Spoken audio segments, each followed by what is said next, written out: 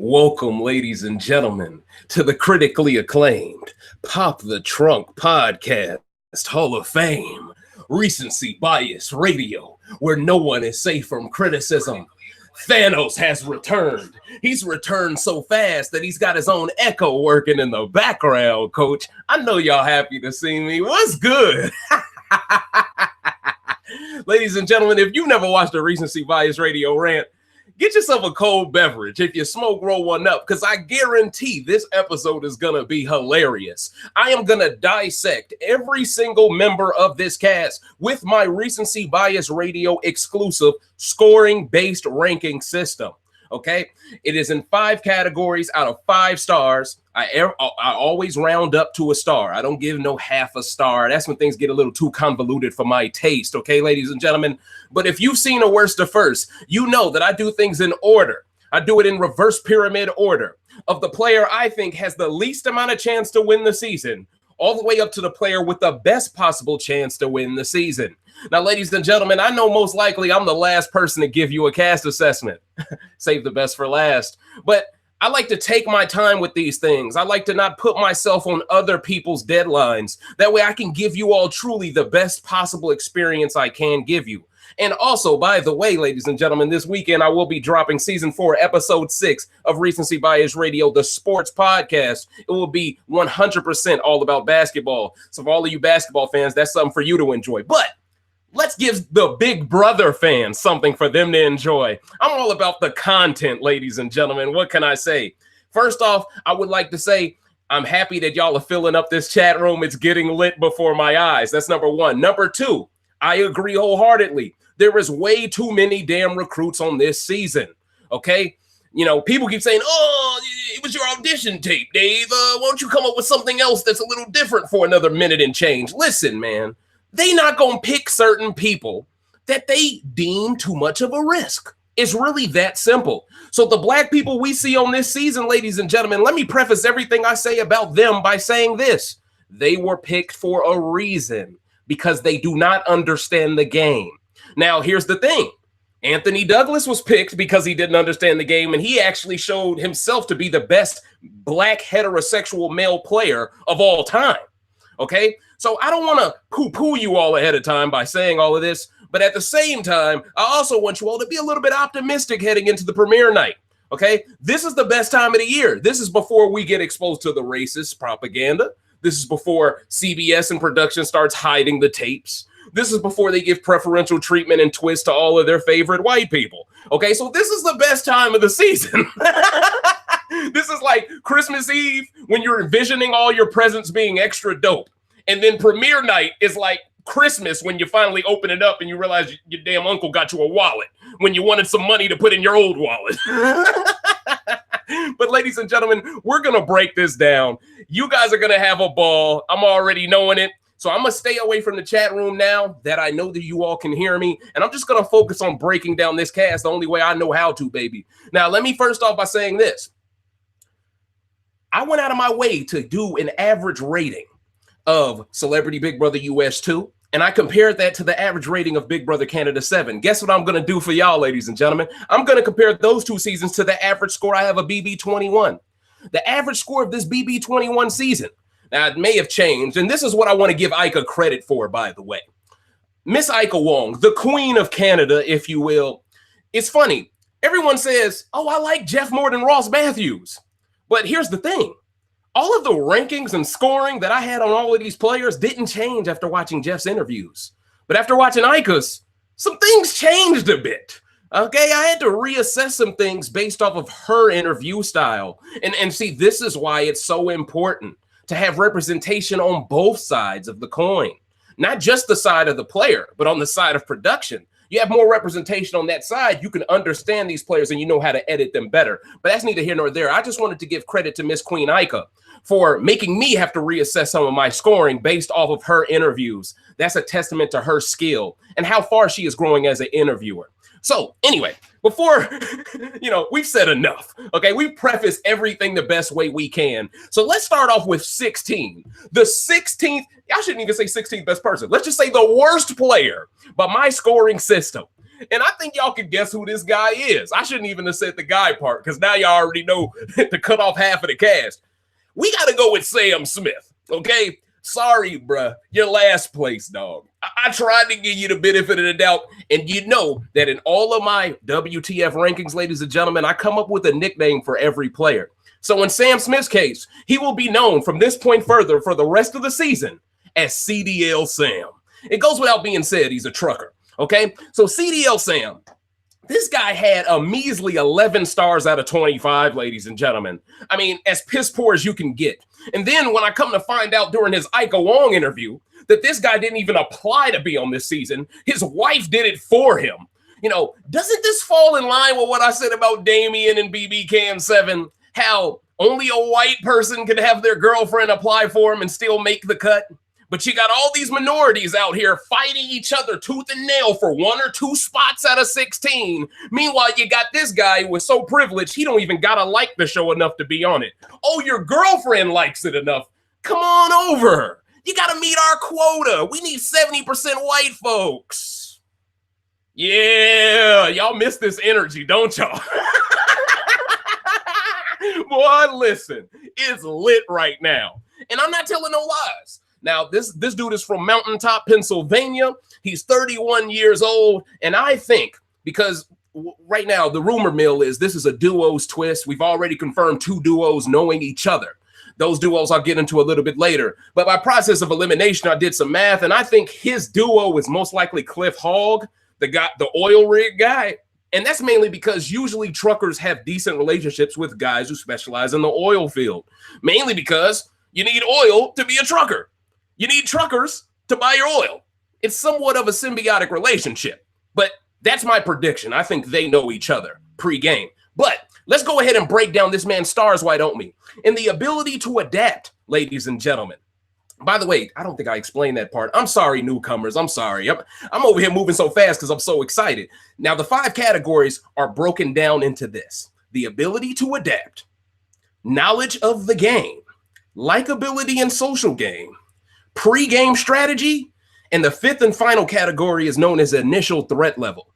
Okay, so let's get into Sam Smith, CDL Sam, and now you understand what I'm grading him on. Now, the ability to adapt, 2 out of 5 stars. Sorry, I'm not seeing it from you, bruh. Knowledge of the game, I'm definitely not seeing that from you. 2 out of 5, but I'll give you credit. In the Ike interview, you showed a lot more vernacular for the game, but it seems like your wife deserved to be on this show instead of you. So I'm giving you the 2 out of 5. Likability and social game. Honestly, I almost scored this man lower than I scored him after the Ike Wang interview. But I had to realize if I allow my emotions to take over how I grade this guy, I might as well allow my emotions to take over every grade. And because I didn't allow myself to do that, because I stayed the logical connoisseur that I am, I kept him where it needed to be. So his likability and social game is 3 out of 5 stars. His pregame strategy, 1 out of 5. Terrible strategy. And his initial threat level was 3 out of 5. Now, from his bio, ladies and gentlemen, I saw a lot of huge red flags.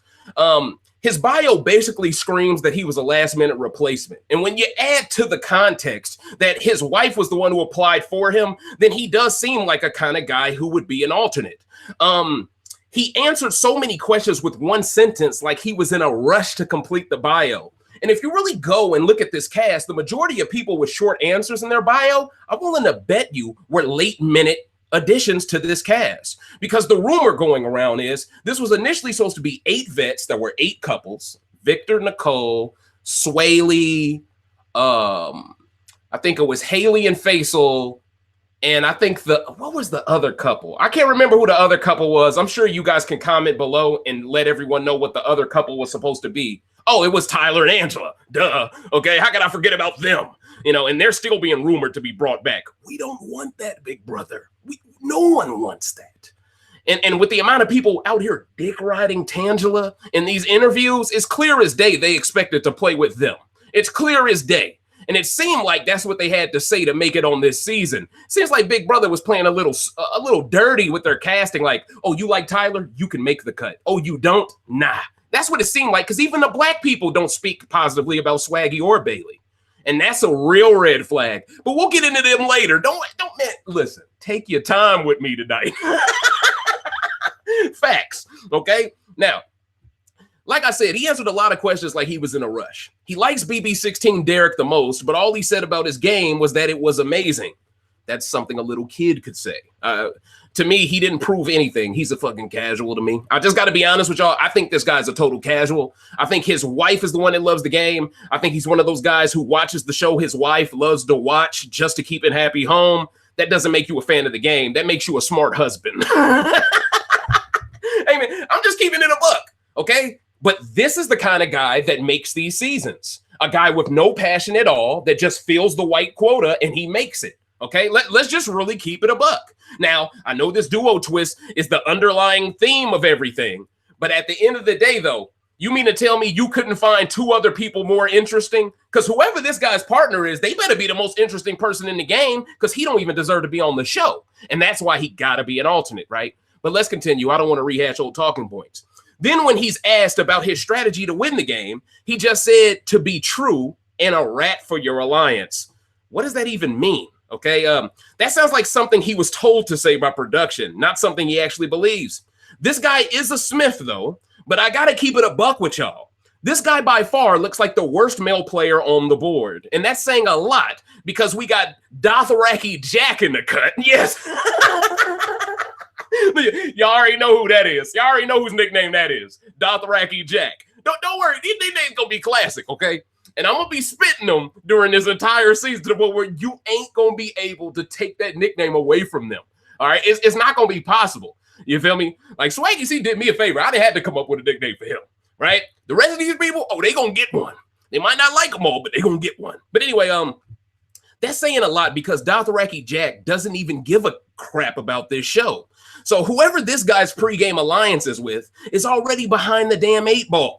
Now let's get into breaking down the interviews. Now, when he spoke to Jeff, I was pretty impressed. He was a fast talker. I was impressed by his ability to make Jeff laugh. Everyone can't do that. Kind of has a Midwesterner's personality. He's very worried about hygiene playing a role into the social game, but will assimilate to the house if they are messy people. Sam also thinks the best philosophy is to avoid being a social threat, but in the same sentence, he admits to wanting to start an alliance with the whole house for TV time. Huh? What?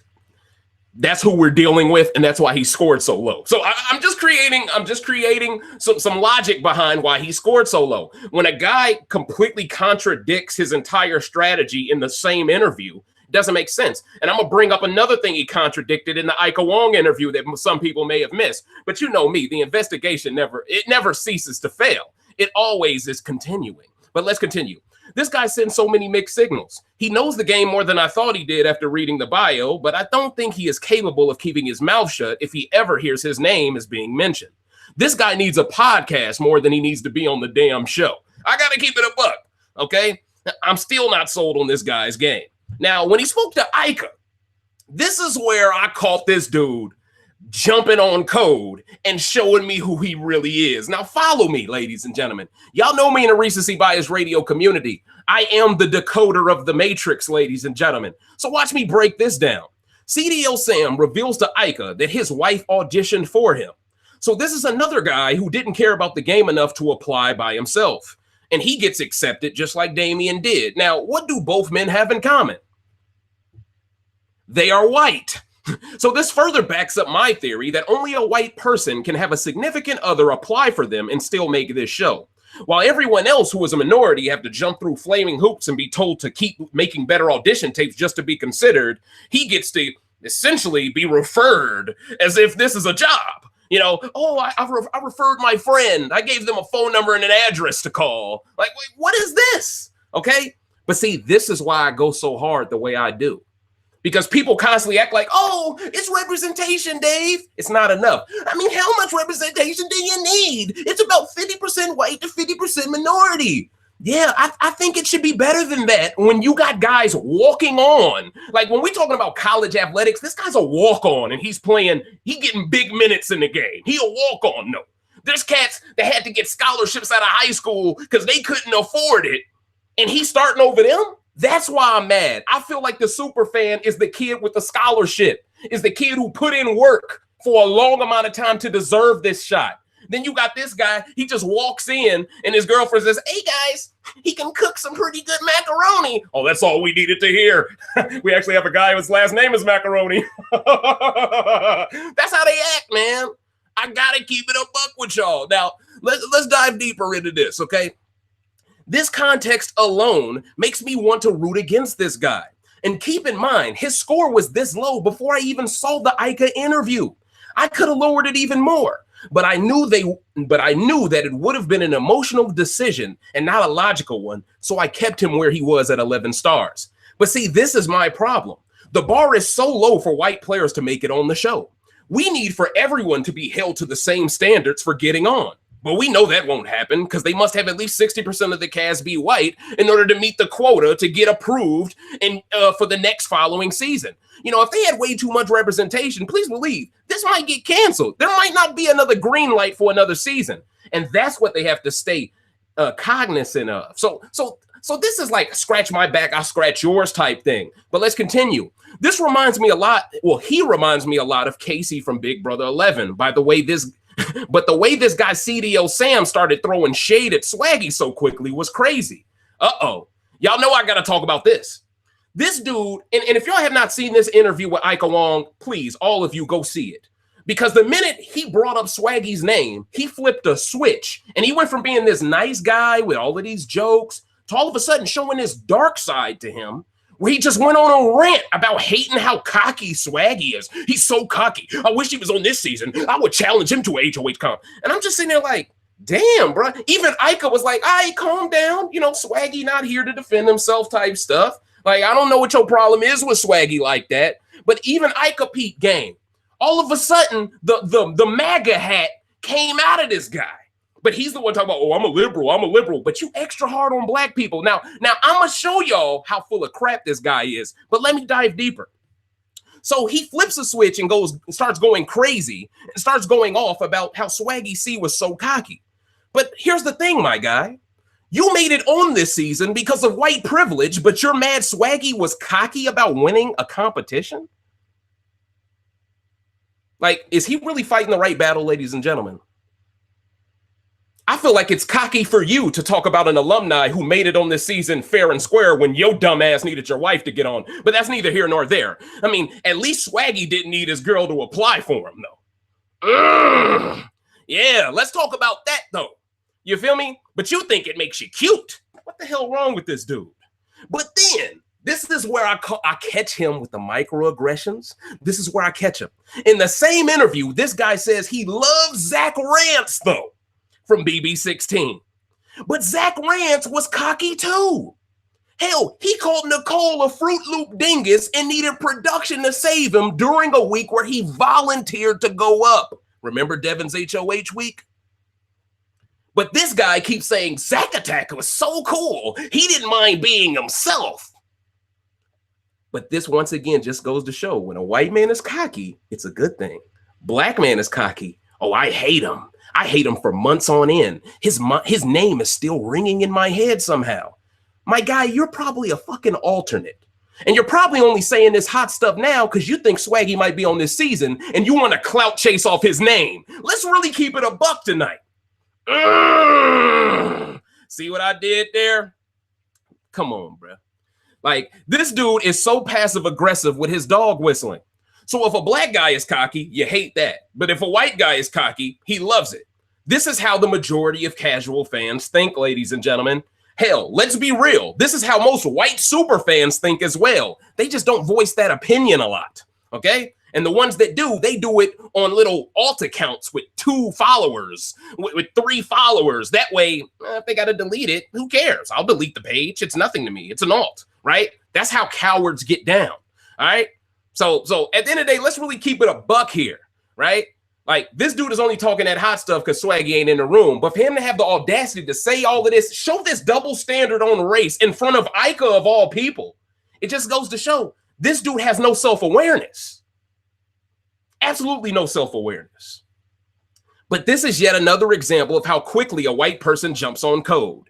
And he did this in front of Ika with no remorse. So I fully expect this guy to not get along with David or Kemi. Ika clearly peeped game on him bashing Swaggy a little excessively. because she mentioned he only liked Zach because his son's name was Zach. That was a woke Ika moment, in my opinion. She was subliminally telling this guy he's biased towards white people without having to say it, and used the name as the reason why, when anybody watching this could see, Zach is just as cocky as Swaggy, and CDO Sam is full of shit with his microaggressions. But what do you expect from this guy? He probably expected Swaggy to be on this season and wanted to clout chase off of him if he had returned. I think this guy will be exposed very soon as a bad player, and I hope a minority sends him out the damn door for some karma. So, ladies and gentlemen, let's get into the person in 15th place of Big Brother 21's WTF scoring-based ranking system, ladies and gentlemen, the Recency Bias Radio exclusive ranking system, that is. In 15th place, we have no other than Dothraki Jack. I'm sorry, Dothraki Jack. You're not giving me enough. I'm not confident in you. I'm not. Like, it feels like this guy was also an alternate. It feels like the minute Victor and Nicole and that other twist got thrown out the window, it feels, well, we got to get someone to fit the Victor archetype, man. And really, did they find a guy that's just like the Victor archetype? A fitness trainer from Florida, okay, who only wants to win comps, okay? It sounds like a lot like Victor right there, right? So please let it be known, this dude Dothraki Jack probably wouldn't have been on this season if they had their initial theme going. So he's another alternate. And see, that's the thing. I think the majority of these alternates, I think they were picked because they're not expected to make it far. I think they were picked for a reason. I think the people who were the original 8 meant to go against the 8 vets, those are the ones production is going to show preferential treatment towards, because those were the people they wanted to pass the torch to. All right. Now, Dothraki Jack, his real name is Jack Matthews. He's a mega recruit. That's what I call him. He's from Tampa, Florida, by way of Chicago. Shout outs to Chi City. We in the building, coach. Now, he only got 13 stars. Hey, look, man, I ain't going to give you no extra stars just for being from Chicago, bro. I got a legacy to uphold. You know what I'm saying? And you ain't doing it. But anyway, in his ability to adapt, I gave him 2 out of 5 stars. Knowledge of the game, 1 out of 5 stars. He's lucky 0 couldn't be put down. All right, he's lucky. Likability and social game, I gave him 4 out of 5. I think he'll be very likable. I think he's a genuinely nice person, and I think he'll be unintentionally good at his social game because I think women will want to be around him. Men will respect him. That's really all you need. Pre-game strategy, 1 out of 5. Doesn't know what he's doing, really. And initial threat level, 5 out of 5. Let's keep it a buck here. Dude looks like Aquaman. All right? So it is what it is, and that's why I call him Dothraki Jack, but that's neither here nor there. Now, from the bio, what I gathered was he's also from Chicago, and Jessica Milagros is from Chicago, okay? A.K.A. the Shy Chicana. She's from Chicago as well, by way of Oak Park now, but I can't help but connect the dots on those two. I think they're a partnership waiting to happen. And Jessica also has the Latina partnership, possibly with Miss Analyse. So I think Jessica, if she works it correctly during the first week and isn't the first target week 1, I think she does have some pivoting power. Now, let's continue. He could also know David Alexander. I'm not going to get into his nickname until I get to him, but I'm going to leave that in the holster. But just know it's a dope nickname. I mean, all right, because they both are into photography, I think there's a chance they could be cool with each other in the game. To be real, it feels like everyone knows someone like BB6, so this season might be the best in years if production doesn't ruin it with twists. Now, let's knock on wood as a team. We know they will ruin it. All right. I mean, I got to be superstitious right now. Tamar won the last BBUS game. I gotta be scared. I think they fit up, man. Listen, all right. I think Zingbot gonna come with a damn coup d'etat.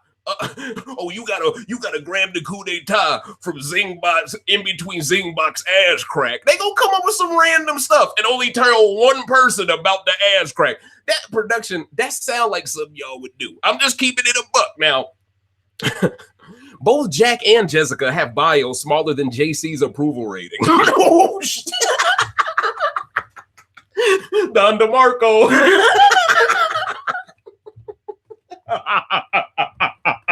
That's damn near impossible. That's damn near impossible, coach. I got to keep it a buck with y'all. How your bio smaller than his approval rating? That's impossible, okay? This lets me know they're both late alternates. That's where I'm getting to. That's my point. And Jack must not give a hoot, I'm trying my best not to curse, about Big Brother, because when he was asked about his strategy for winning, all he said was be honest and have integrity. This motherfucker sound like Kurt Angle in this bit, boy.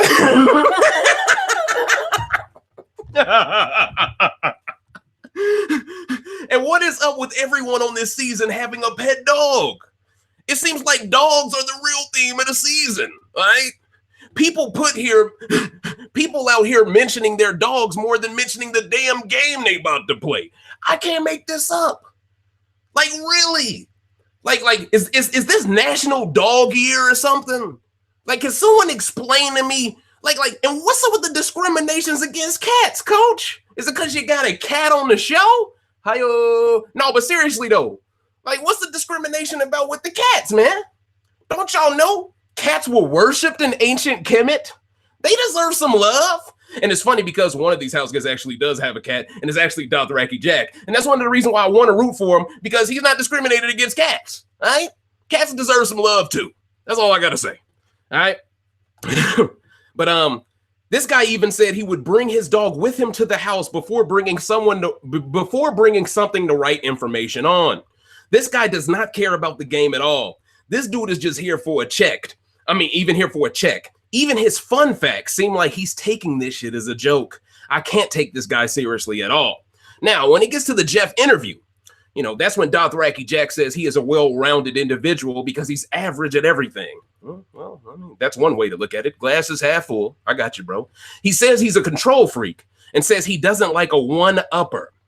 This makes me think he won't get along well with Nicky Mac or CDL Sam. I think y'all can guess who Nicky Mac is. He actually has a different nickname. I put that nickname in early in the game. He's one of the first people I wrote notes for, but because both of them talk too damn much. The only player with a pet cat on this season, so I stand him fully. Now, when he got into his interview with Ika, he talked a little bit more, but let's keep it all the way a buck. He didn't really say nothing to nobody.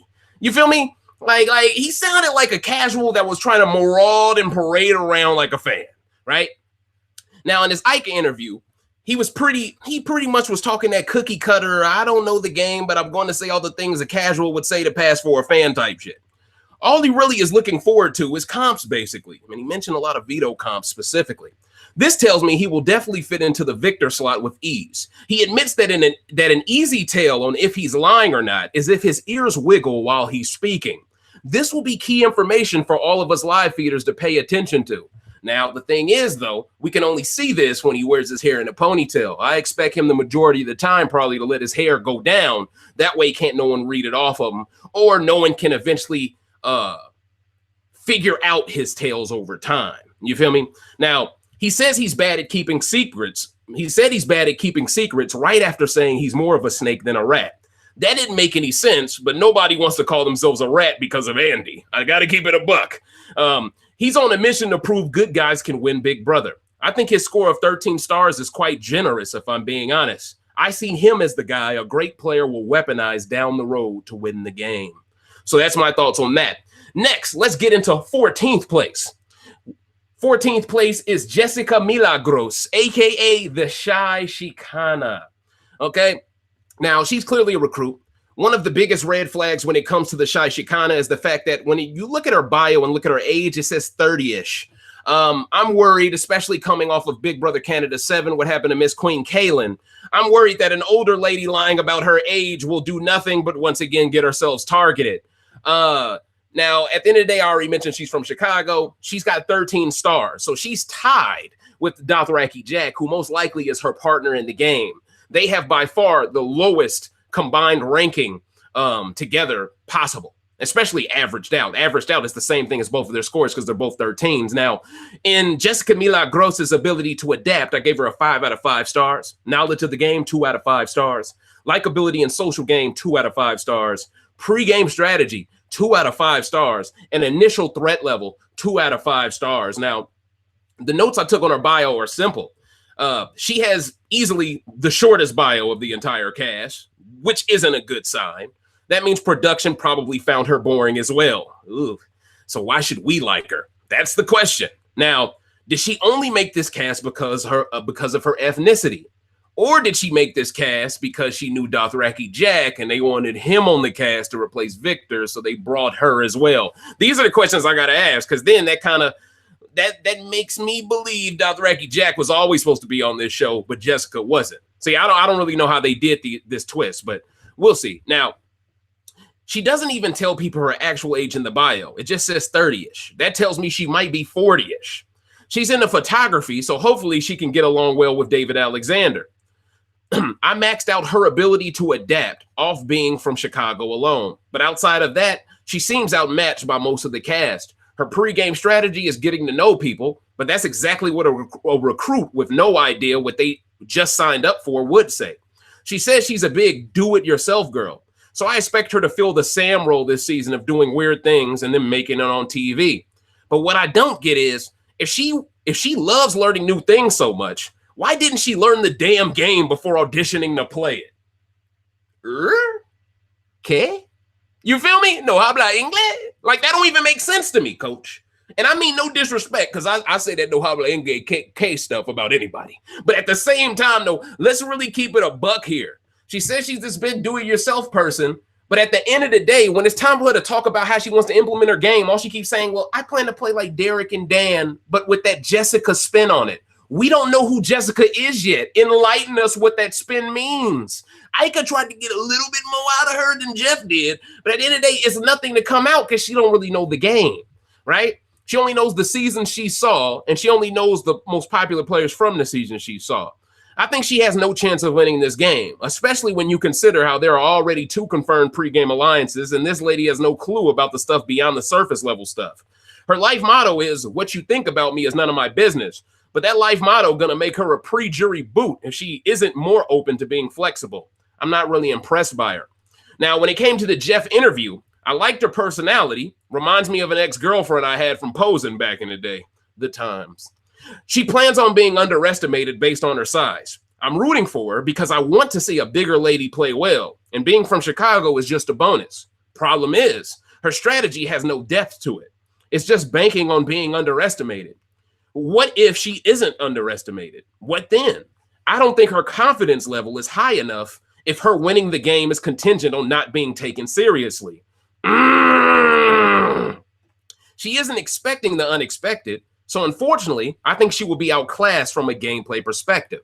Now, when her Ika Wang interview came up, I loved it when, I pretty much love it when anyone speaks on representation, because the more people that do it, the less people get to make the show because their girlfriend applied for them. I'm just saying. She says she wants to use Derek and Dan's game, but in the Jessica way. Anything is possible. She's from Chicago, but I think she may be aiming too high trying to play like those 2 men. She wants someone to go hard out the gates to lower her own threat level, but the truth is her threat level isn't even high. She's just an easy person to target because of her age. And her being unwilling to give her age in the bio won't fly when it's time to toast champagne and give out her name. And depending on the age she gives, people may give her the Kaylin treatment, so it's a top priority for her to tell the truth because she has high first boot upside if she doesn't. Not only that, when women win a season, it's usually the men who go out of their way to make sure a man wins the following season. And since most of the men who know the game all appear to have watched BB20 and admire Tyler's game, I fully expect them to jump on code to make sure the same thing doesn't happen twice. This could be what ruins the Shy Shekinah's game before HOH is even crowned during week 1. And with her stressing how much she dislikes people with an agenda, she may just fly off the handle as a nominee. I don't know if she can keep her cool if she knows she's going home either. I'm very intrigued to see who is the first boot, because all odds point towards a woman this season. When asked when she'll make a move, she wisely says she doesn't know until she gets in the game. I don't think she knows what game she is going to play. I think she is a recruit who agreed to come on this show to further her modeling career. Nothing more, nothing less. I just don't see that passion of the game coming out of her. And with so many players like Tommy and Isabella planning on playing that June song type of game, I don't see where Jessica fits in socially. Her game could become redundant, especially to the live feeders, and that could make production okay with her going first, which will lead to her going first. So she must do something to differentiate herself from the pack, or else she could be invisible in the edit. So that's my thoughts on 14th place, Jessica Milagros, a.k.a. the Shy Talent Chicana. All right, next, let's get into 13th place. I got to keep it a buck with y'all. It's Kemi Fakunle. I got to keep it a buck with y'all. Her nickname for the rest of this season will be known as Kemi Auto. Because if you shoot some shots at her, they coming back at you. Do not fuck with the Kemi Auto. I'm just keeping it a buck with y'all. Now, she's from Brooklyn by way of Elk Ridge, Maryland. She's a marketing strategist. She's only got 14 stars, low-tier player. Now, I know everybody right now is so glad to have an African queen. Hell, I'm glad to have an African queen as well. I just wish she would have had all of these traits Kemi has with passion for the game. I know I'm not wrong to say that, but it's the truth. And the fact that we only get 2 black people this season, the fact that neither one knows the game, means both of them are set up for failure. All right? And we don't even know for a fact if they're each other's partner. So it could get even worse because people may assume, because they have a partner, that the 2 black people are partners, which gets both black people targeted. And that's even worse because if they aren't partners, but they're targeted like they're partners, then it exposes the racial side of the season. And that's what I'm telling y'all right now. I'm getting BB15 PTSD. I'm getting a little bit of BB15 PTSD. And it's not just because of CDL Sam jumping on code against Swaggy. All right? It's because at the end of the day, let's really break it down. Brother David Alexander feels like Howard. He feels like Howard to me, okay? Nice guy, good intentions, but no killer instinct for the game. Now, he could become a guy with killer instinct for the game, but all I can do is judge them off the pregame analysis. We'll get into him in a second, but let's get into Kemi Auto because I must explain why she's only in 13th place here. I must explain why I only rank 3 people worse than her coming into this season, all right? Now, on the ability to adapt, she's a 2 out of 5 stars. Knowledge of the game, 2 out of 5 stars. Likability and social game, 3 out of 5 stars.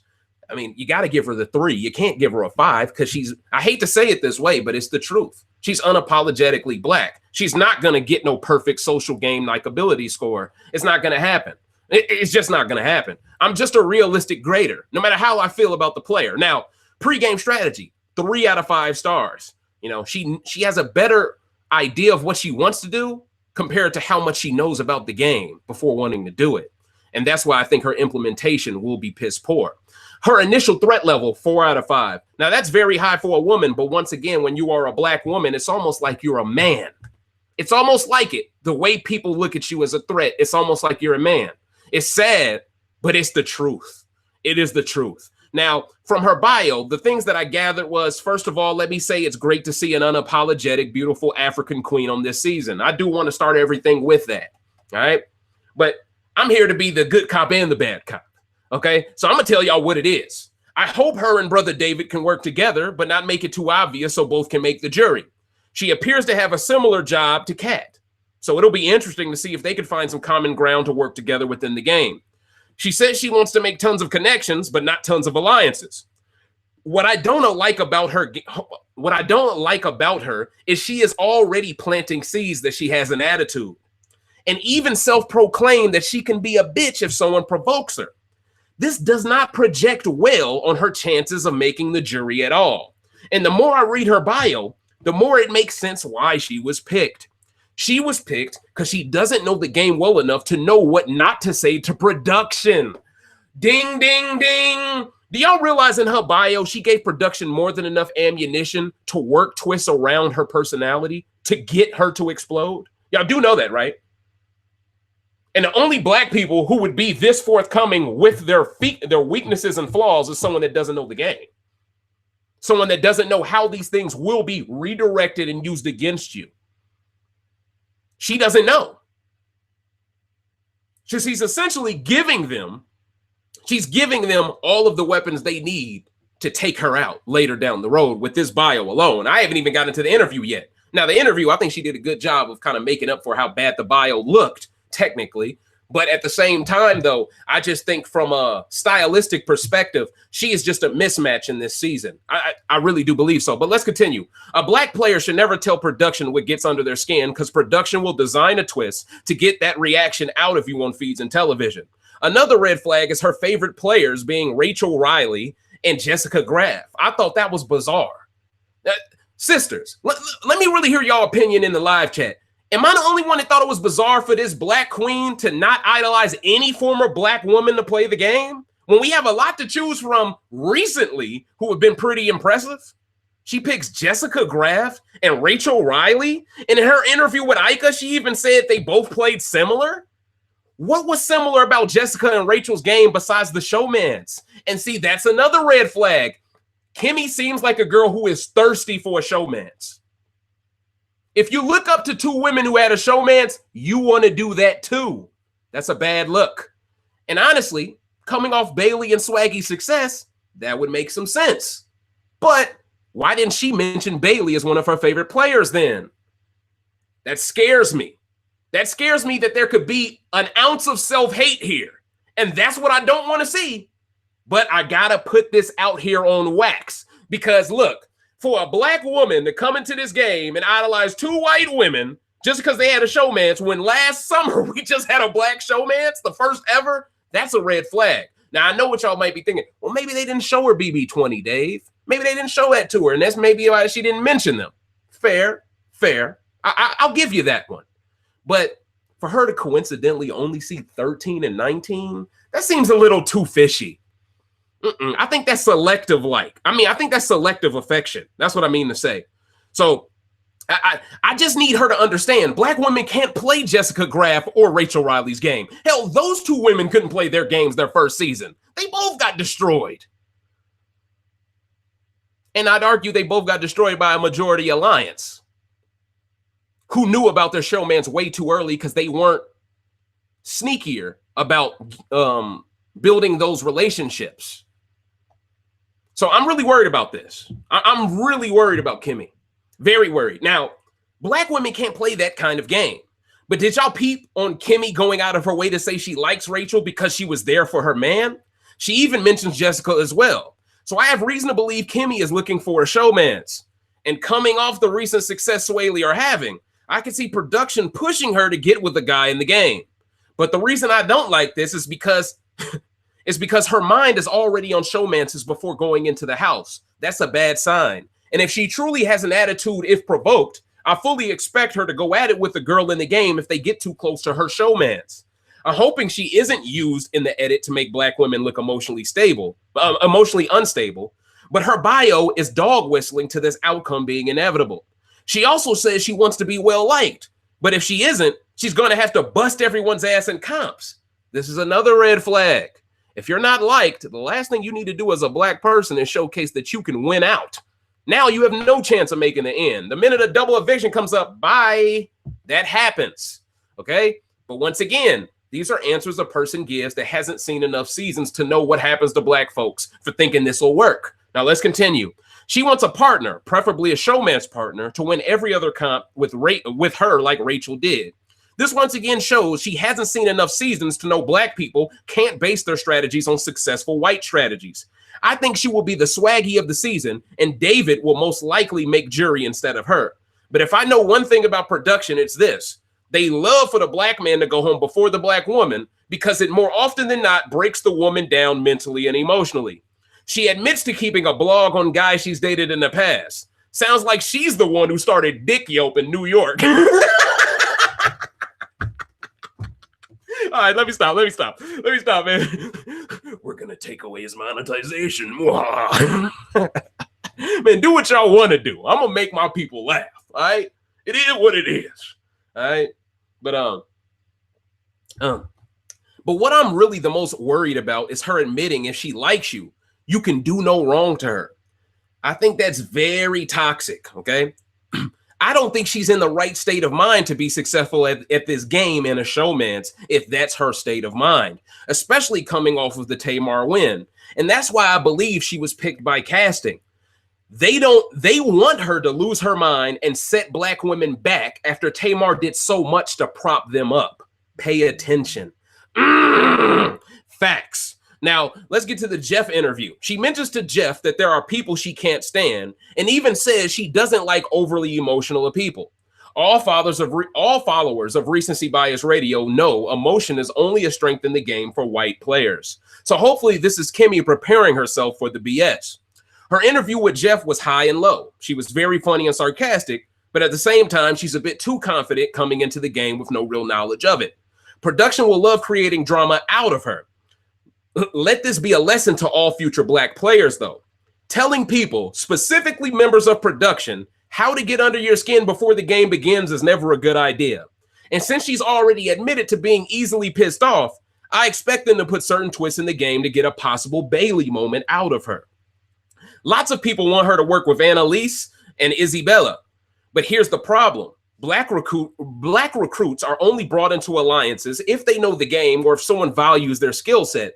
I could see David getting in an alliance, but I could also see Kemi being left out of one similar to Kaylin in Big Brother Canada 7. Kaylin knew the game and was left out, but Kemi doesn't know it at all and has higher expectations. Something has to give here, and that's why I'm worried for Kemi's game, especially coming off Tamar's win.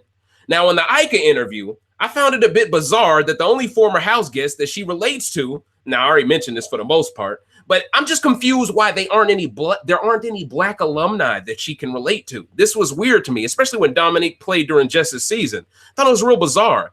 This shows me she was only probably shown BB19 and BB13 because those two women are nothing alike, and yet she still thinks she's like both of them.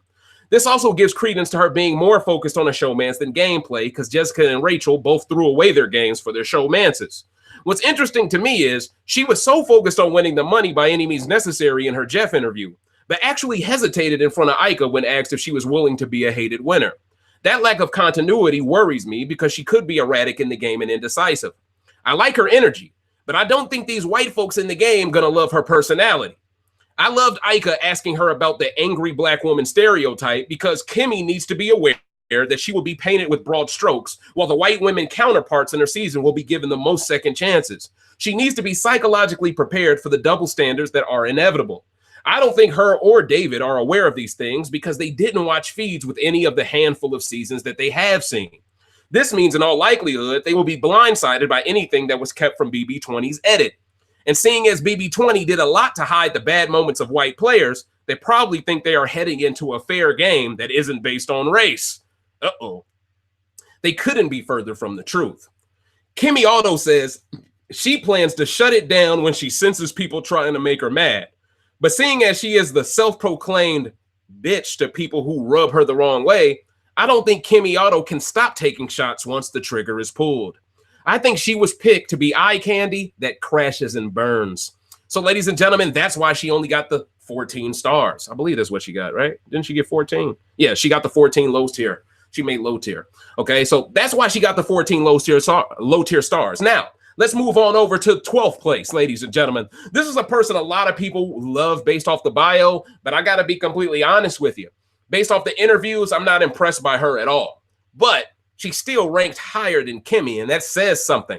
I got to give it to Miss Isabella Wang, whichever way you pronounce it, I apologize. Her nickname is Jersey Belle, all right?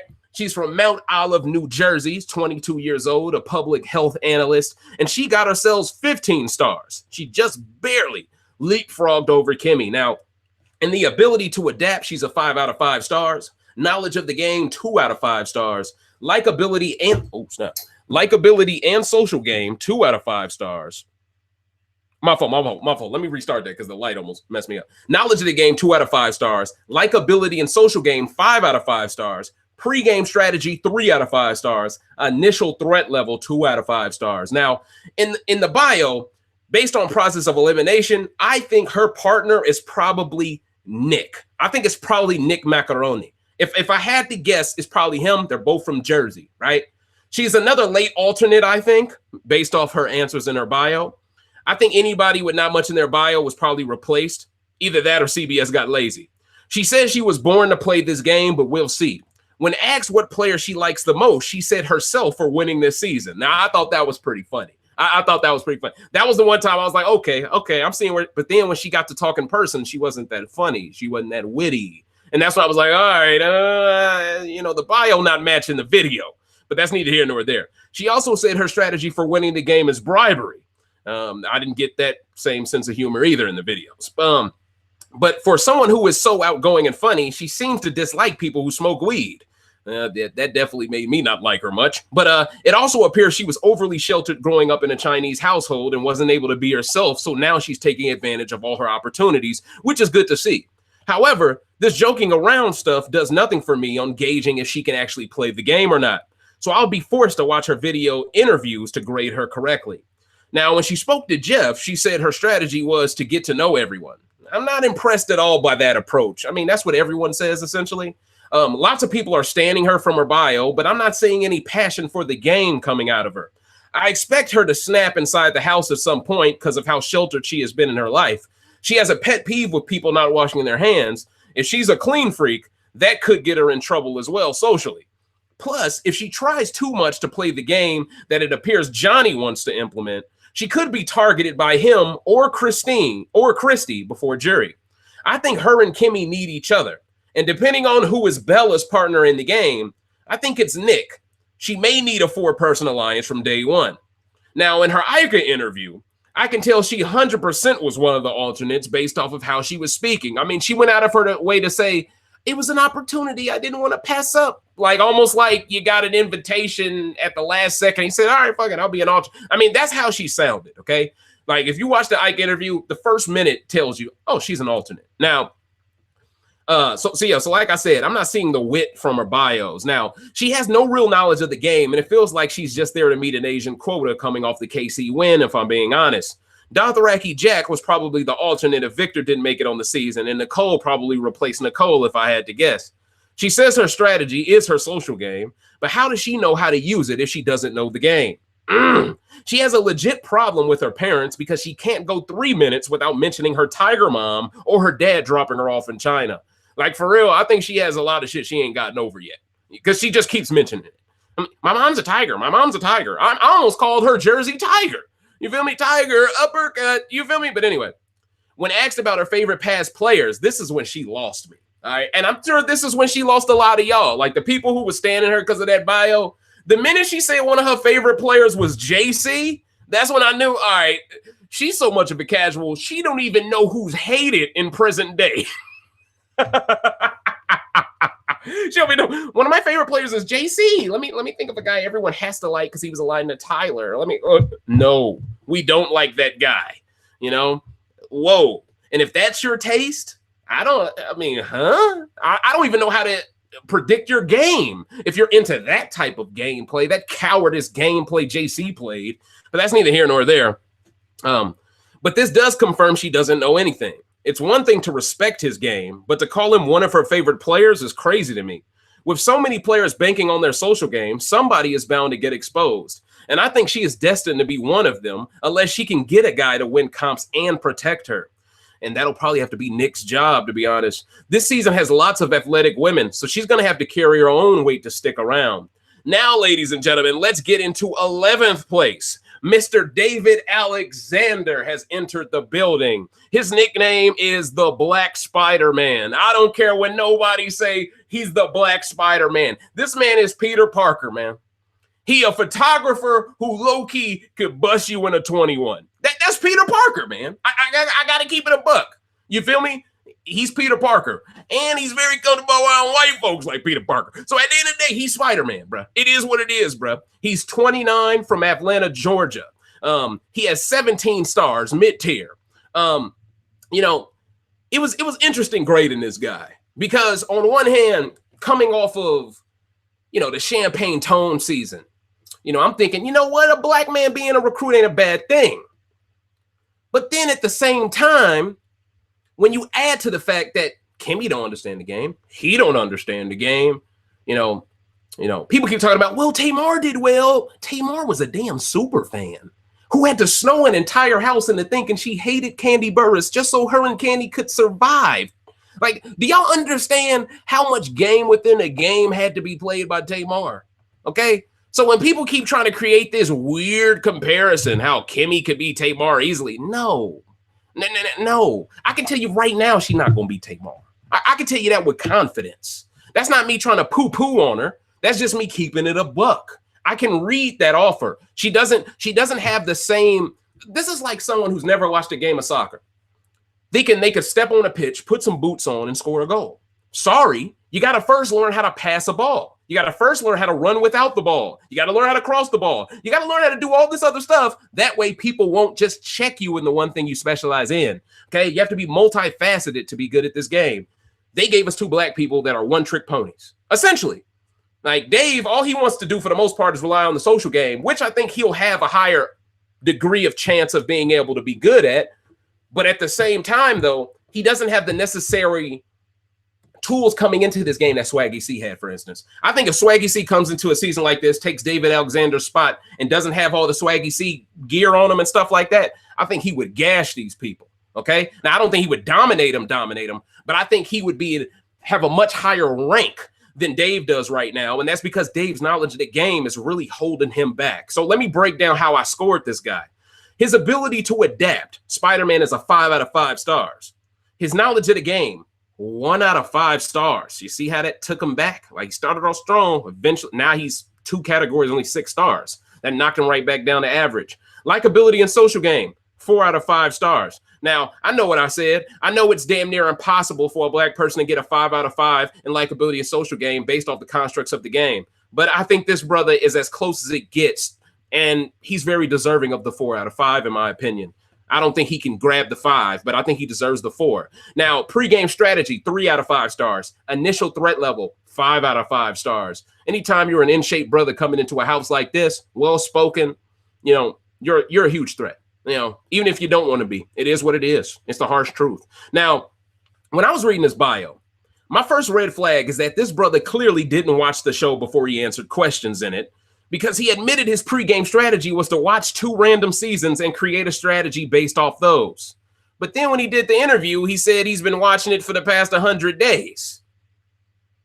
So how long ago did he write that bio? That's interesting. Very interesting. And I think CBS made a mistake leaving that there, because now it makes it seem like certain people have been sequestered longer than others. That gives other people an unfair advantage, in my opinion. Now, I'm not going to get too deep into that, but I do want to keep that on your minds. That's a bit weird. I don't like this because it feels like CBS picked this brother because he doesn't know a thing about the game. He appears to be a good athlete, well-spoken, and very positive. 2 of these traits will help him, but I fear no one will believe he is a photographer over an athlete because of how in shape he truly is. This is where I'll give brother Anthony Douglas credit. He purposely gained some weight and got out of shape. That way people wouldn't look at him as some cock diesel dude, and he still came in the game pretty slow. You feel me? All that muscle mass, you can't just get rid of it, by not working out. Like that takes time to wither away. You know what I'm saying? Now, brother David says he has a great memory, but he didn't expound further on it being photographic. I'm sorry about that. But something tells me a photographer with great memory should have photographic memory as well. So that's at least implied in his bio. He put in his fun facts that he can cry on demand. Someone needs to tell him that that technique don't work in the game for black folks. Someone needs to let him know that don't work in the game for black folks. Code. That's why it's called the white girl crying technique. That's why it's called that. Because it don't work for black folks. When black folks do, I'm too tired of these emotions. That's what they say. But let's continue. All right, I'm not gonna rehash nothing. All right, but this is why I predict production at some point will push him to fake cry to emasculate him on television. I like what I see so far, but I must be honest. I'm only optimistic about the game a black male recruit can play because of Champagne Tone. But it's a catch-22 because I expect this brother David to be set up to fail a lot more because of Anthony's impact on North American Big Brother. I hope he works well with sister Kemi, though. Now, when I got to Jeff's interview, Black Spider-Man mentioned how he wants to dominate the social game instead of winning comps. Now, that's a great sign. He also isn't a super fan, so he won't feel like he has to live up to those standards either. Also a pretty good sign. Really smooth in conversation. Not Champagne Tone levels of smooth, but close. Doesn't take himself too seriously. Seems like a hybrid archetype of Howard and Swaggy C. Has Swaggy's confidence, but Howard's humility. His perspective on this being just a break from life is great because he doesn't feel any pressure. But it could be bad for him because he doesn't know how racist it can get within the game. I like his motto, David is gonna be David, because I live by that as well. But I gotta keep it real with y'all. If production makes him use that quote in the DR, people will hate him. They will paint him with the same broad stroke they hit Swaggy with. What do you mean David is gonna be David? He talking like he the best already. Look, man, I can tell y'all that's gonna happen this season, and I can tell y'all because he keeps saying the dang quote, they gonna make him say it in that dang DR. So I'm just getting y'all mentally ready for it. It's gonna happen. Now, so I think as long as this brother keeps the other minority players around for the jury phase, he has the tools to perform well. But since he's not a super fan, he doesn't know how Anthony lost the game, so he'll probably repeat the same mistakes. And it seems like this dude hangs around nothing but white folks as it is, so he might not value being around a whole bunch of colored people. I shouldn't even say colored. Minorities. He might not even value it. So we have that problem as well. But I'm going to give him the benefit of the doubt until he shows me otherwise. Now, when he speaks to Ika, he admits to Ika he's not really a fan, but he's been binging seasons the past 100 days. But what confused me is the fact that he picked Tyler as his favorite player. He saw that season and he didn't pick Swaggy? Doesn't he know what Tyler did to have to get out Swaggy? That's weird to me. But once again, doesn't this fall in line with Kemi being a little bit too much, being a little too super fandom-ish when it comes to white women? It seems like this guy is being a super fan for only white men too. It really seems weird. It really seems weird. Like neither one of them can think of a black player they like. That's by design. Like real talk, man. I wouldn't be surprised if someone almost had the spot that these two took and all of them said, oh, I like Swaggy and Bailey. Not good enough. Scratch them all. You know, you never know. Now, but anyway, but the fact that he picked Tyler as his favorite player shows me he hasn't seen anything past BB20. His idea of coasting under the radar isn't possible because black people cannot be floaters. I don't know how many times I got to drive this point home to y'all, but if you aspire to be on this game, it is not possible to be a floater and be black. No matter what, someone thinks you're working with someone of color in the game. There is no perception of floating for a black person. Now, I know what people could say. Oh, well, people kind of looked at Candy Burrs as a floater. No. They looked at her as not being on Tamar's side. That's not floating. But Tamar created the dialogue to make people think Candy wasn't floating. You see what I'm saying? It takes a certain level of engineering to make people believe you're floating, even though it's impossible for a black person to float. That takes elite gameplay in itself, okay? But once again, a black person cannot float. You know, I remember people saying Anthony floated to the end. I'm like, what are y'all talking about? Like if a white dude is on an all-black basketball team and he good enough to be a starter on that team, all right? Do y'all say he floated to that starting spot, or do y'all say he made it through? He made it through it. He made it through flaming hoops to get there because of all the people he had to outperform to make that starting lineup. That's what you would say about him. But if it's a black guy on a predominantly white team and he does, oh, he's floating, that doesn't even make sense. Especially when you know on average the coach is probably white on both teams. You see what I'm doing there? I'm just showing y'all people full of crap. But let's continue. Ika even mentions he will be boring if he coasts. But if he had seen more seasons, he would know it's not that simple. But you would think someone who's seen Tyler's season and seen how Tyler treated Swaggy would be less open to saying he's a fan of Tyler in itself. That's a huge red flag for me because he didn't decode the matrix of BB20 as it is. Ika even says to him, I get it, you got it all figured out. I think that was Ika's way of telling him he doesn't have it figured out. I think she was subtly trying to tell him like, hey man, you got all these answers, but it ain't going to work the way you think it's going to work. But she can't say it like that. That's helping a house guest. And you know how it is when you're a black interviewer. People got their eyes on you more when you're interviewing black folks. Let's see if she gives him any subtle cues to help him. You feel me? But meanwhile, Jeff, he interviews someone white. No one ever does that with him. So I'm just trying to show y'all that Ika is a bit handcuffed when she does these interviews. She can't keep it all the way a buck the way I'm sure she would like to. But let's continue. She's trying to help him with how she's asking these questions to see his perspective. Is novice at best. But he's so focused on the money, he doesn't see what he'll have to really go through to obtain it. Not going to sugarcoat a thing here. I'm very disappointed by this interview. Not disappointed by Ika, though. I'm just disappointed by the brother David in the interview. The most impressive part of it was the fact that he was able to fake cry on camera. But that's not a trait I want to see from a heterosexual black male heading under Big Brother. I don't want to see more feminization of the straight black man happening on television as it is. He says his fake crying is a tool to be used in the game, but Kemi already said she hates people who fake cry. So is production subtly setting up these two black people to beef? Think about that. Think about that. There's a lot of things happening before this season, and I'm peeping game on. It's almost like they're trying to plant seeds to make her dislike him the minute she finds out he could fake cry. Now, all I can do is hope Kemi jumps on code and goes, hey, you're fake crying to help my game. But let's remind ourselves, her favorite player are 2 white women. She might not see it that way. Hell, she might not even be attracted to this brother. She might be attracted to Dothraki Jack. She might be attracted to someone else. We don't know, all right?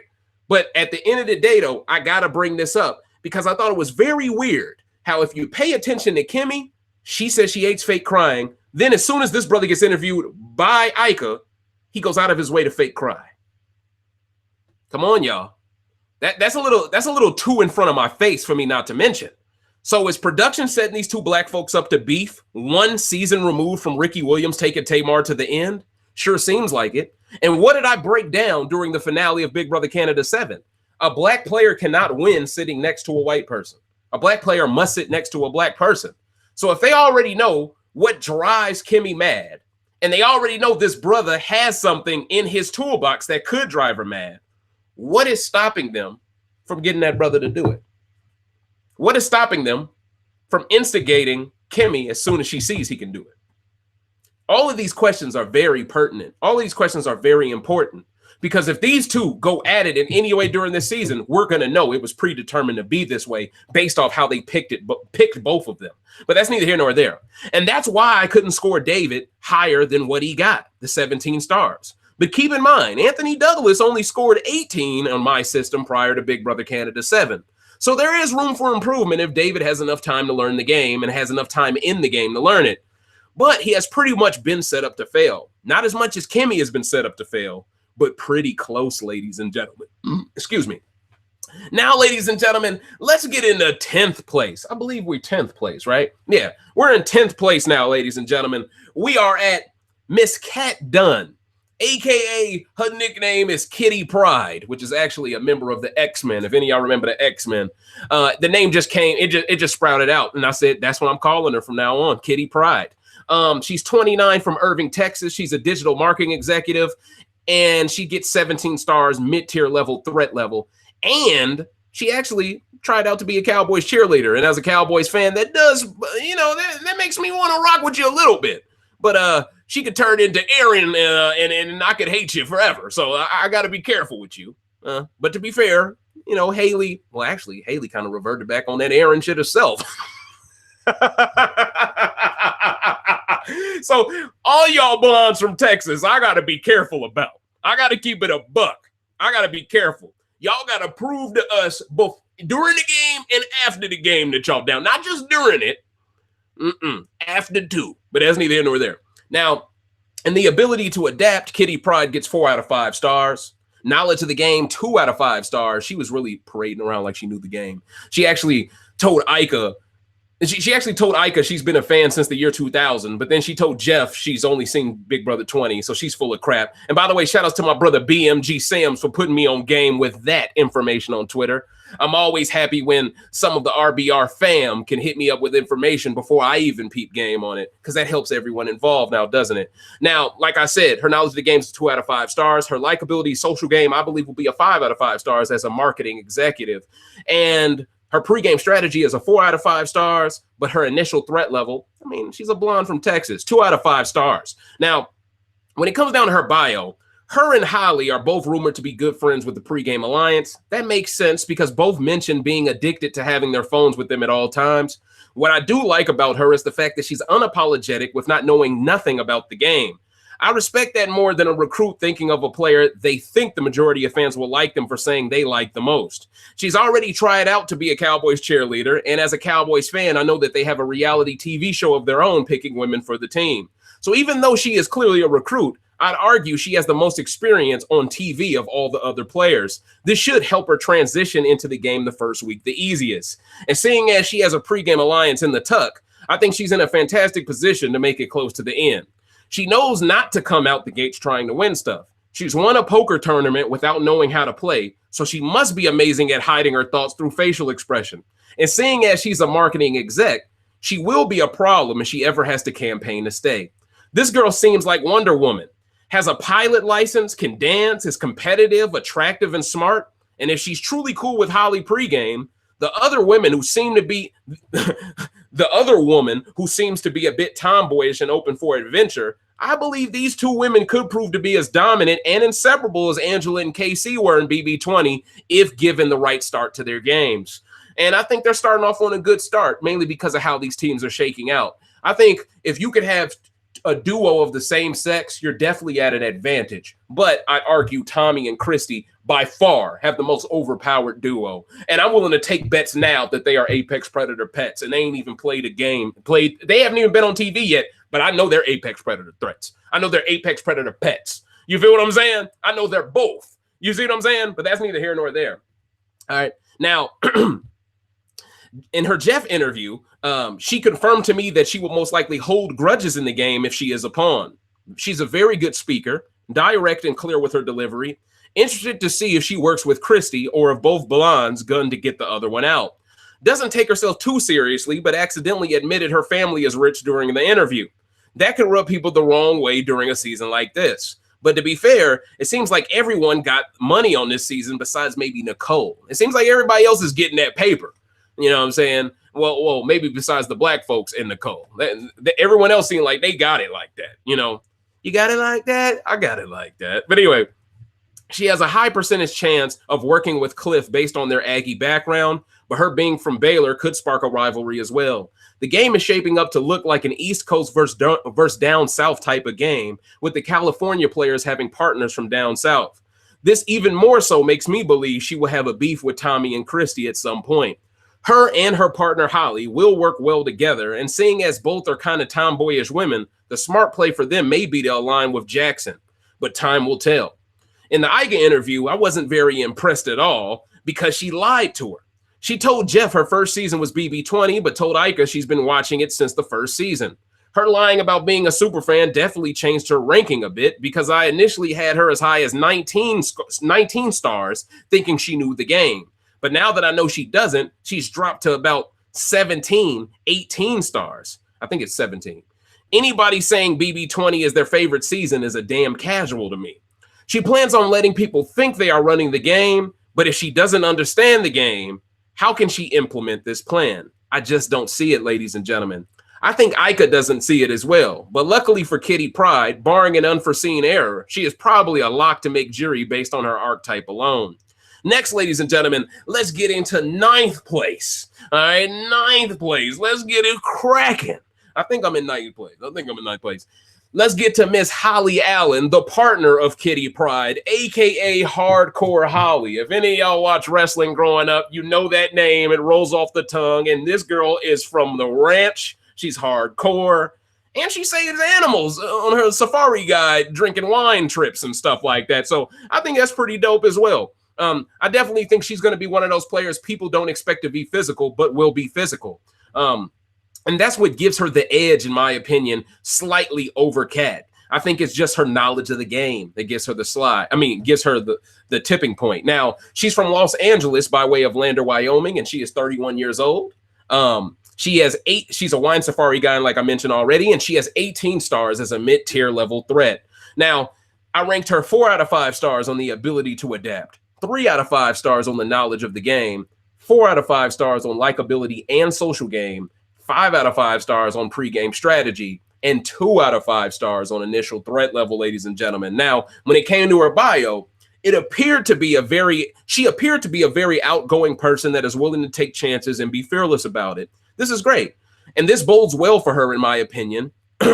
This bodes well for her in my ranking system because her ability to adapt is maxed out with this context. She described herself as relentless and spontaneous, which are 2 quality traits a great big brother player must have to be successful. She has plenty of pregame strategy, so of course that gets maxed out too. She admitted to losing a lot of people in her life, so I fully expect that to be part of her edit in the game. She has production pet written all over her as a result. She appears to be the girl next door who is also unapologetic about being a tomboy. This should help her immensely to get along with the men. She missed her season, though.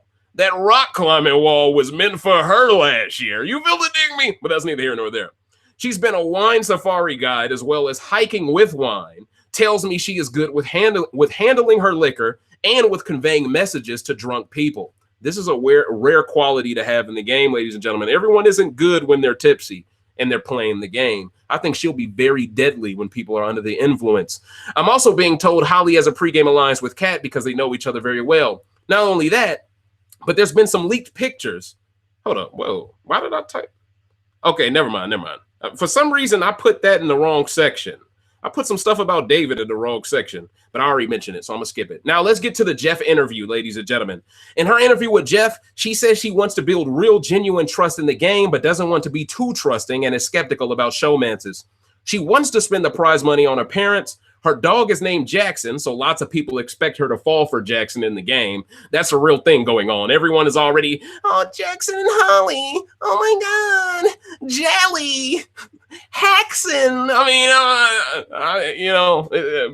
People be jumping in front of it, don't they? Now, like I said, her dog is named Jackson, so people think she will fall for Jackson as she misses Jackson. She says she has a best friend who might be having a baby. Could this be a mutual friend that her and Kat share? Interesting.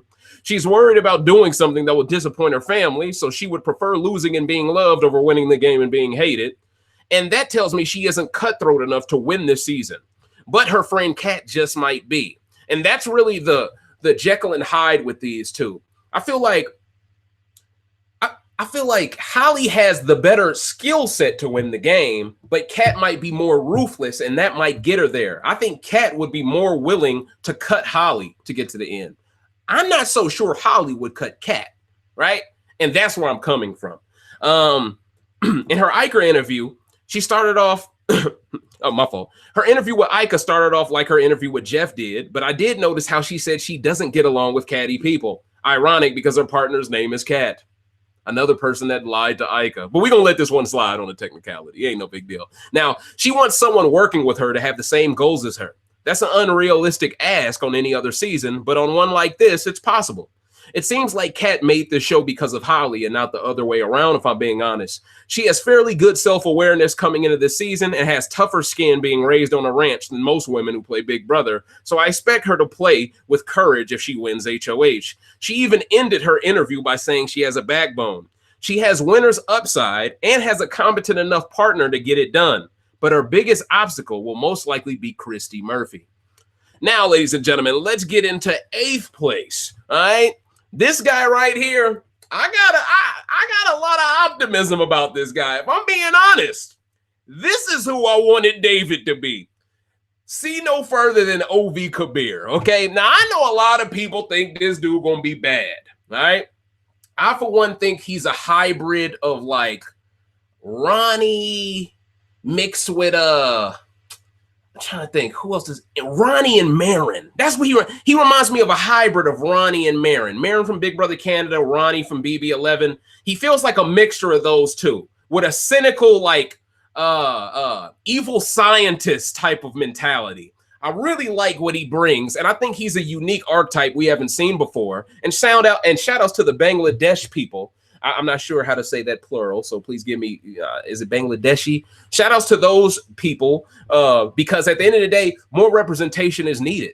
More representation is needed. It's just that simple. Now, Ovi Kabir is a 22-year-old recruit out of Oak Ridge, Tennessee, and he's a college student. And because he's from Tennessee, a lot of people are banking on him being partners with Jackson. Jackson, a guy with huge high upside right now. And if your partner is that guy, I got to rank you somewhat high because you're starting off on a great footing, all right? And then on top of that, this dude is like evil genius styles of smart. You mix that in with what we already believe Jackson has in his toolbox, and you might have some Chilltown action a little bit. I got to be honest. I'm not saying they will be. I'm just saying this is a unique team here if they are a group. And they seem to be only 2 people from Tennessee, so it makes sense. Now, Ovi Kabir's nickname will be, from this day forward, he will be known as Obi-Wan Kenobi. Okay, that's his nickname. I'm sorry. That's his name. Obi-Wan, all right? At the end of the day, he got the Force at his disposal. Now, this brother, he got 19 stars out of 25. Listen. He deserved the 19, man.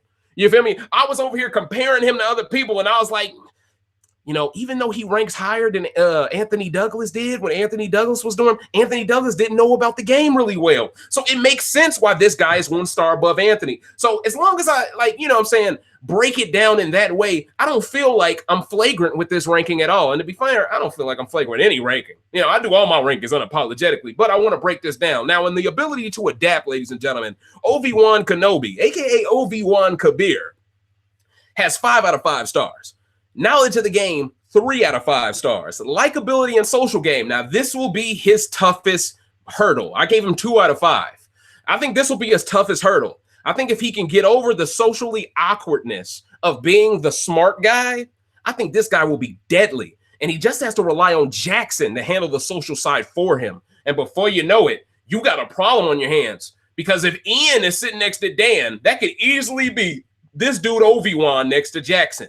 And at the end of the day, I think Jackson probably still washes them if they're in final 2. But you never know, because in order to get there, Jackson will probably have to cut a lot more necks than Ovi, right? And that's the thing. What will they value? You know, we've seen Josh win a season just because the person next to him overplayed. You see what I'm saying? Does Ovi benefit from that? We got to ask these questions. Now, like I said, likability and social game, 2 out of 5 stars. Pre-game strategy, 5 out of 5 stars. I think this guy has it all figured out from a pre-game strategy perspective, but there's more to be desired there in the social game aspect. So, of course, he only gets the 19. His initial threat level, 4 out of 5. That's mainly because he's a minority and he's intelligent. Those 2 things will make you an initial threat. Now, the intelligent part, not so much, but people do like to cut the nerd early as well. Okay, so at the end of the day, I think that's a very realistic ranking for him. Now, when I saw his bio, this guy came off as a very optimistic young man. He sees the glass as half full more often than not. It seems like his strategy revolves around a guy's alliance because he has a girlfriend and probably won't want to get too close to a woman in the game. His favorite player is Hayden Moss from Big Brother 12, so I expect him to try to create another brigade. But with this cast having 2 pregame alliances involving a gay man with a gay woman and 2 women, a male alliance like this may be the men's only chance of making the end. Coming off Big Brother Canada 7, though, nobody wants this specific type of alliance to be successful again for a while. So I expect him to not get much superfan support unless he changes his strategy in the game. He appears to be a rich kid because he brags about all these different pairs of Crocs that he has and admitted to throwing one of the biggest parties in Tennessee. This could hurt his game a lot if he comes off as a spoiled, entitled college kid. He even says he can freestyle rap on any beat. But let's be real here. When it came time to spit in front of Ica, that man was trash. In the words of Wendell Holland, stop rapping. You have no bars, right? If you just stop rapping, your game can do the spitting for you. You feel what I'm saying? But that's how I feel. So now I'm starting to believe this could be the next DJ Makimoto of Big Brother US. It's very possible. I think if he focuses on establishing relationships and just stays positive, he'll be fine in this season. But if he tries to control anything, he will get targeted quickly based on being a minority alone. He could go far or be a first boot. It's tough to call with this one. His young age may hurt him in this older cast. Now, when it came to his Jeff interview, I'm not going to lie. He changed my opinion of him the most out of all the other players. I mean, he's a very smart guy. His problem, though, may be in the way that he comes off too smart in person. Lucky for him, he probably has the best partner going into the season to be able to break that ice on his behalf. The fact that he started his own fraternity does give him more credence as a guy that could be great in a big alliance. He will need an alliance of men to thrive in this game. I think for his game, Nick, David, Jackson are an ideal team for him. But seeing as he has that Tennessee spirit, he may get close to Cliff Hogg like Scotty Salton was close to Steve Adienta in BB20. I think Ovi is the kind of player who could win in a similar fashion to Ian Terry or Steve Moses from BB17. His biggest hurdle is the pre-jury phase. And now that I've seen him speak in person, I think his initial threat level has to be changed because nerd archetypes are always targeted fast. This one interview took him from 15 stars to 17. And after I've seen the Ica interview, that took him from 17 to 19. So understand, this man grew from his bio where a lot of people were at their pinnacle from their bio and dropped, okay? If he relies on Jackson in the early game, he will be more dangerous than Jackson in the late game.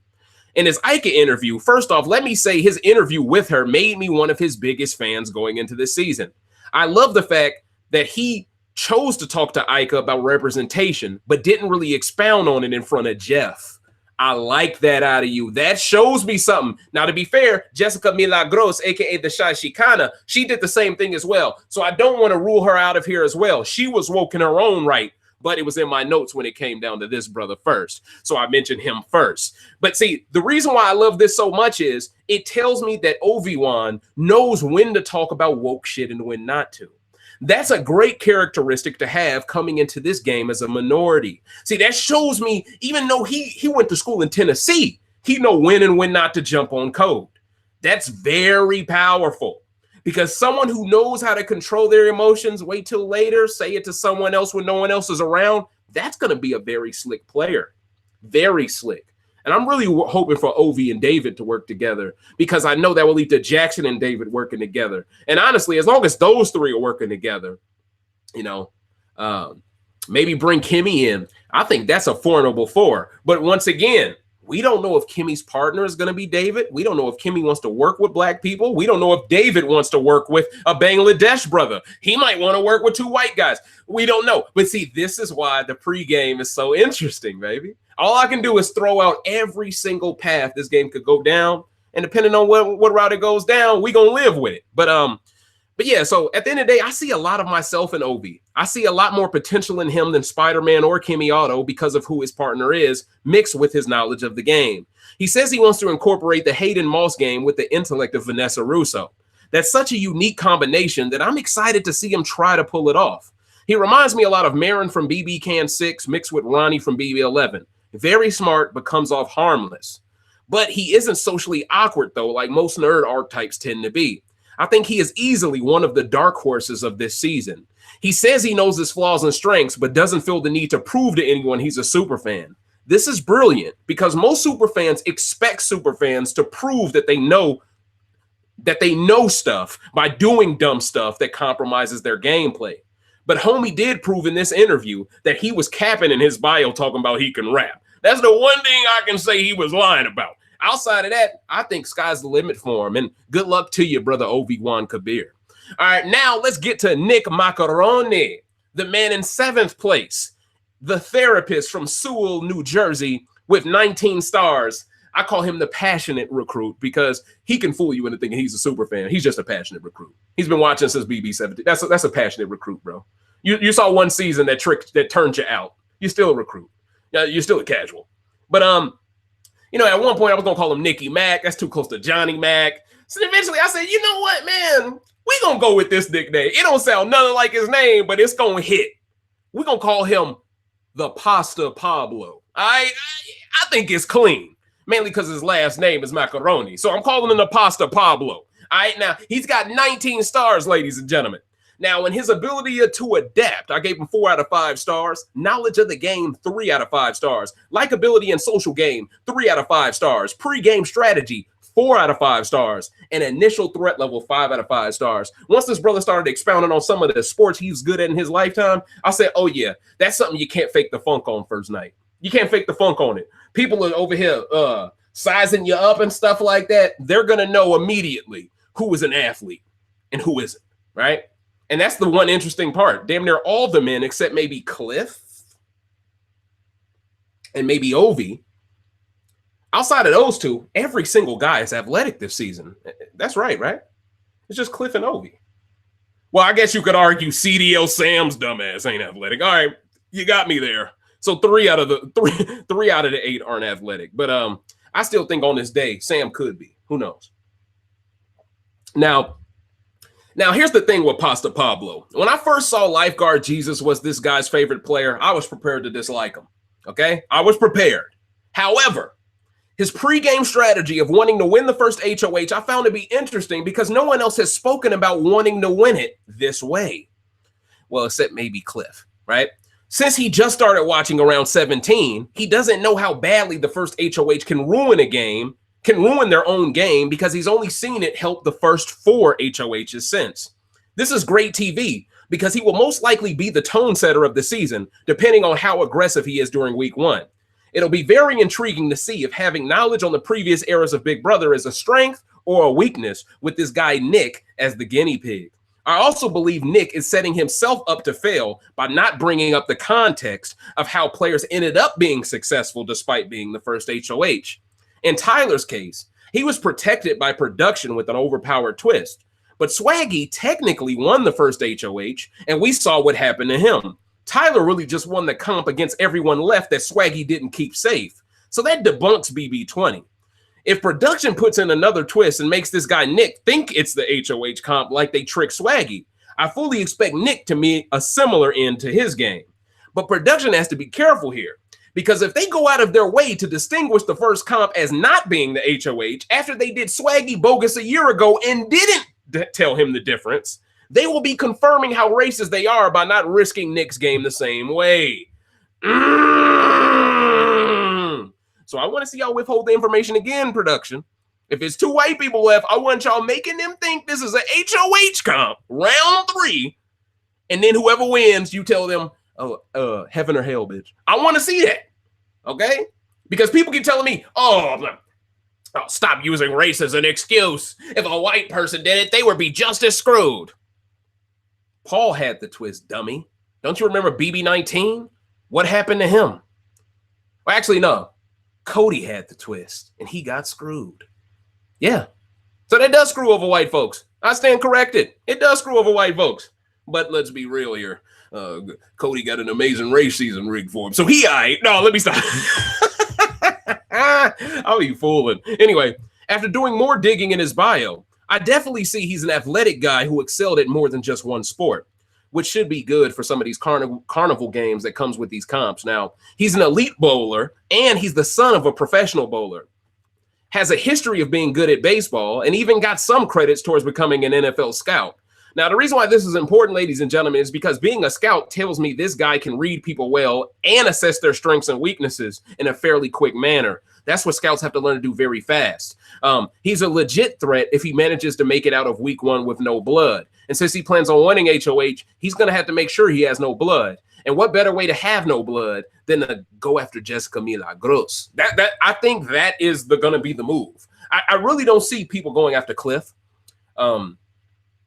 I really don't see people going after Sam first. I mean, I think they could easily be pawns, but once again, ladies and gentlemen, I think because the last winner was a woman, the first person out that door gonna be a woman. I really do believe that. But in his Jeff interview, Nick mentioned that he plans to use his charm to get himself through the game. He also plans on G-checking people if they get out of line. I have no idea how he's going to balance those 2 personality traits, but that's why I'm low-key excited about Nicky Mac in action, aka the Pablo of pasta. Now, he says loyalty means a lot of him and will ride or die for his squad.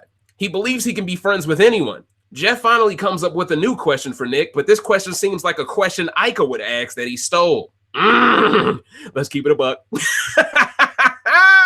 Jeff asked him, if I had to veto when you didn't like me, but needed to sweet talk me to get it, how would you talk to me? That sounds like an Ika question. Why you stealing Ika questions?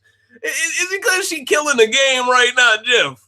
I don't know. I've heard Ika on countless interviews in the past 2 years ask this same type of question. So Jeff needs to be more original here, especially since he took someone else's job just to steal questions from another. I got to keep it a buck. But anyway, Nick's response to that question was impressive. He says it's hard to manipulate people who don't like you. He even mentioned some things from his therapy background known as motivational interviewing, when you lead in with the cons and finish with the pros. If this guy has this vast pool of psychological intellect, the rest of the house could be in huge trouble. This guy knows how to put an argument together. His biggest hurdle will be with women, in my opinion. Now, here's the thing, though. In his Ika interview, he didn't come off as a liability with women at all, okay? And see, this is how this guy got to this spot, okay? Because I realized the one flaw I thought he had wasn't really a flaw. That was just him having locker room chat with Jeff. He knows how to flip the switch depending on who he's in front of. That's very important, ladies and gentlemen. Very important. Just goes to show how differently you can judge someone off their association to Jeff. Let's really keep it a buck. Now, I like the fact that he is approaching this game with the mentality of it being an individual's game that's advantageous for teams to form. But the teams are only for protection. If they can't protect you, they no longer serve a purpose. He's still focused on winning the first HOH, of course. After this interview, I'm still sold on him working well together with Jackson. But will he see him as a threat before his ideal ally? His background in mental health should, in theory, help him predict how people will react to his moves. I also respect the fact that he knows Josh had no business winning BB19 because it shows me he won't be a buffoon himself, even if it's advantageous to be. He clearly didn't want the interview to end, but he didn't care when it ended with Jeff. So that gave him some bonus points, in my opinion, because he was not in no rush to start talking to Ika. But when he was talking to Jeff, he was like, all right, that's enough, bro. All right, deuces. You feel it? Well, it's so funny seeing Ika relate to these people and get them excited to talk. And then you go and watch Jeff's interview again. It's like a whole different person talking to Jeff. It's crazy. And this the guy y'all rehired? I'm sorry, bro. I'd rather take Ross Matthews. At least Ross Matthews was elite at the game. I can handle a guy interviewing you if I know he deserves to be in that spot. You feel me? It's almost like if a bum basketball player was on Inside the NBA. You'd be like, oh, this dude didn't even start a game in his career. How is he an analyst, right? Like, to a certain extent, you got to have a little bit of credibility for anyone to care about your opinion, right? And I think Jeff just doesn't, outside of that coup d'etat play, what play has he ever done that people go, yeah, he's pretty good? And even then, did he really earn that coup d'etat? That's neither here nor there. All right, I don't want to get into that. All right, now, but yeah, so at the end of the day, he didn't want the interview to end with Ika, but he didn't care when it ended with Jeff. He also mentioned his taste of the women isn't based on race or ethnicity. So I stand this man. I think this is the type of guy. If we had 5 more white guys like him every season, I think the show would be amazing. But that's neither here nor there. This tells me he may work with David or Kemi. You just don't know. Don't rule it out. He is basically the poor man's Jackson, and that's why he can't crack the top 5. And that's really the biggest tragedy of all of this. There's a lot of talent here, man. There's a lot of talent I'm seeing, a lot of diamonds in the rough. And because they're all competing against each other, they got to eat each other off. And at the end of the day, everyone can't be in the top 5. You know, I mean, this guy is 19 stars, and he's not even in the top 5. That tells you something, man. Like, this is some talent, all right? Now, hold on. I forgot what place I was. I think I might be at 7. Hold on. Let me make sure I know for a second. I'm scrolling back up to see the list. 1, 2, 3, 4, 5, 6. Oh, I'm on number 6 already? Wow. So 6th place. Wow. I'm breezing through it. I thought I was like on number 8 still. All right. Hold on. Let me get to my spot. 1 second, ladies and gentlemen. 6th place on my exclusive Recency Bias Radio scoring-based ranking system, okay? 6th place goes to none other than Miss Nicole Anthony, the 24-year-old superfan from Long Island, New York, the preschool aide. Her nickname from this point further will be known as the Nicorical. Oh, that's clean. That's clean. Every once in a while, I give y'all one that's, that's too clean, man. The Nicorical. Boy, listen, I almost called her Cyberpunk Coco. I came up with a lot of nicknames for this one because I ain't never seen no archetype like this. The New York grit infused with the nerd archetype, infused with someone with a teacher's background that has patience with motherfuckers who's acting crazy. Oh man, this gonna be a difficult one to get up out of there. I'm telling y'all what it is. She gonna be difficult. Now, when it comes to my scoring-based ranking system, all right, let's get into the 5 categories, all right? She has 19 stars, mid-tier threat, all right? And that's crazy. 19 not even high tier? I think 19 is high tier. Let me take that back. She's a high-tier threat. She's 19 stars. Now, with the ability to adapt, 5 out of 5. She's from New York. If you're from one of these type of cities, oh, I know you know how to bounce back, coach. I'm not worried about you. Knowledge of the game, 5 out of 5. I mean, she's like a Britannica when she's talking about the game. Let's keep it a buck. All right. Likability and social. This is where she'll have some rough spots, but I'm going to give her a 3 out of 5. I think if she can get close to Ovi, and I think if they can bring their brainiac powers together, bruh, I mean, we might have some Jean Grey, Professor Xavier type stuff popping off. All right. Now, I'm not saying it's a showman's or nothing, but geez, those are 2 people you do not want thinking against you now. Pre-game strategy, 5 out of 5 stars. And initial threat level, 2 out of 5 stars. She really only gets the 2 because she's a nerd archetype. But outside of that, I think she'll be pretty safe the first week. Now, let's get into the bio. On first impression alone, I'm not going to lie to y'all. I expected her to be a super fan. Now, at this point, I'm thinking she isn't one. So follow me. Watch this. But when I read her favorite player was Paul Beta-Hamian, it made me hesitate to give her that title of super fan. I feel like you got to be a recruit of some sort to rank Paul as your favorite player after losing twice in dramatic fashion to two of the worst winners in Big Brother history. Facts, though. That's facts, though. This man lost to two of the worst winners of all time. But that's your favorite player? I don't know, man. Listen, I don't know. I don't know. That's nah. I can't co-sign. Boy, that would be like you lost the NBA Finals to the Charlotte Bobcats. Bubba's like, but that's my favorite team though. That just lost to the Bobcats. Bubba, look at him, what? Like, you feeling dig me though? I don't know. I don't know about that. I don't know. Now, what does that say about Paul to lose to them? And what does that say about Nicole to stand him despite this context? I think it implies she doesn't know the context, which means she probably didn't watch feeds, which also means she's most likely a superfan imposter. Now, keep in mind, this is just the bio analysis. Before people, she is one, I'm telling you, this is how I felt reading her bio, all right? Her love for artistry appears to be what drives her in life. If she's into blogs, you would think she's also into the Big Brother forums as well. But she doesn't mention this. She calls the other players her game pieces and does show signs of having the right state of mind to win the game by reiterating how it's all just a game to play without emotion, while admitting the personal connections will make it difficult to play objectively. The awareness she is displaying in her bio is a great sign. Her biggest problem, I think, will be getting over the initial first impressions of being the nerd archetype. Now, she's one of the only people to mention wanting to specifically bring a locked journal to write down information for comps. This is great for her in my ranking system because it tells me she's a few steps ahead. Now, to be fair, some other people mentioned the journal, but she's the only one that mentioned a locked journal. So that lets me know she's a step above a step. All right. Now, but here's the bad part of her bio. She says she likes to correct people on their grammar. That's a very bad habit of hers that I think will be tough to go cold turkey on within the game. She also admits to love solving puzzles, which will be expected of her to be good at as a nerd archetype. Her biggest challenge will be to downplay her love for puzzles by throwing those type of comps early in the game. If she doesn't throw comps because she's already in a bad social situation, she's already on borrowed time in the first place. She must lay low before the pre-jury phase is done. Okay? Like, that's for real. Now, in terms of her interview with Jeff, ladies and gentlemen, she tells Jeff she plans to assess vibes before making a decision on winning the first HOH. This is the best answer anyone has given. So far, everyone is set on laying low or playing hard. There's no one that wants to really wait. I mean, I heard Jessica mention she wanted to wait. Cliff mentioned he wanted to wait. But for the most part, everyone either wants to go full metal alchemist or they want to just back off and be like, go ahead, bro. You know what I'm saying? It's not really that many people trying to find that mid-ground play. Now, so yeah, like I said, this is one of the best answers I've heard given.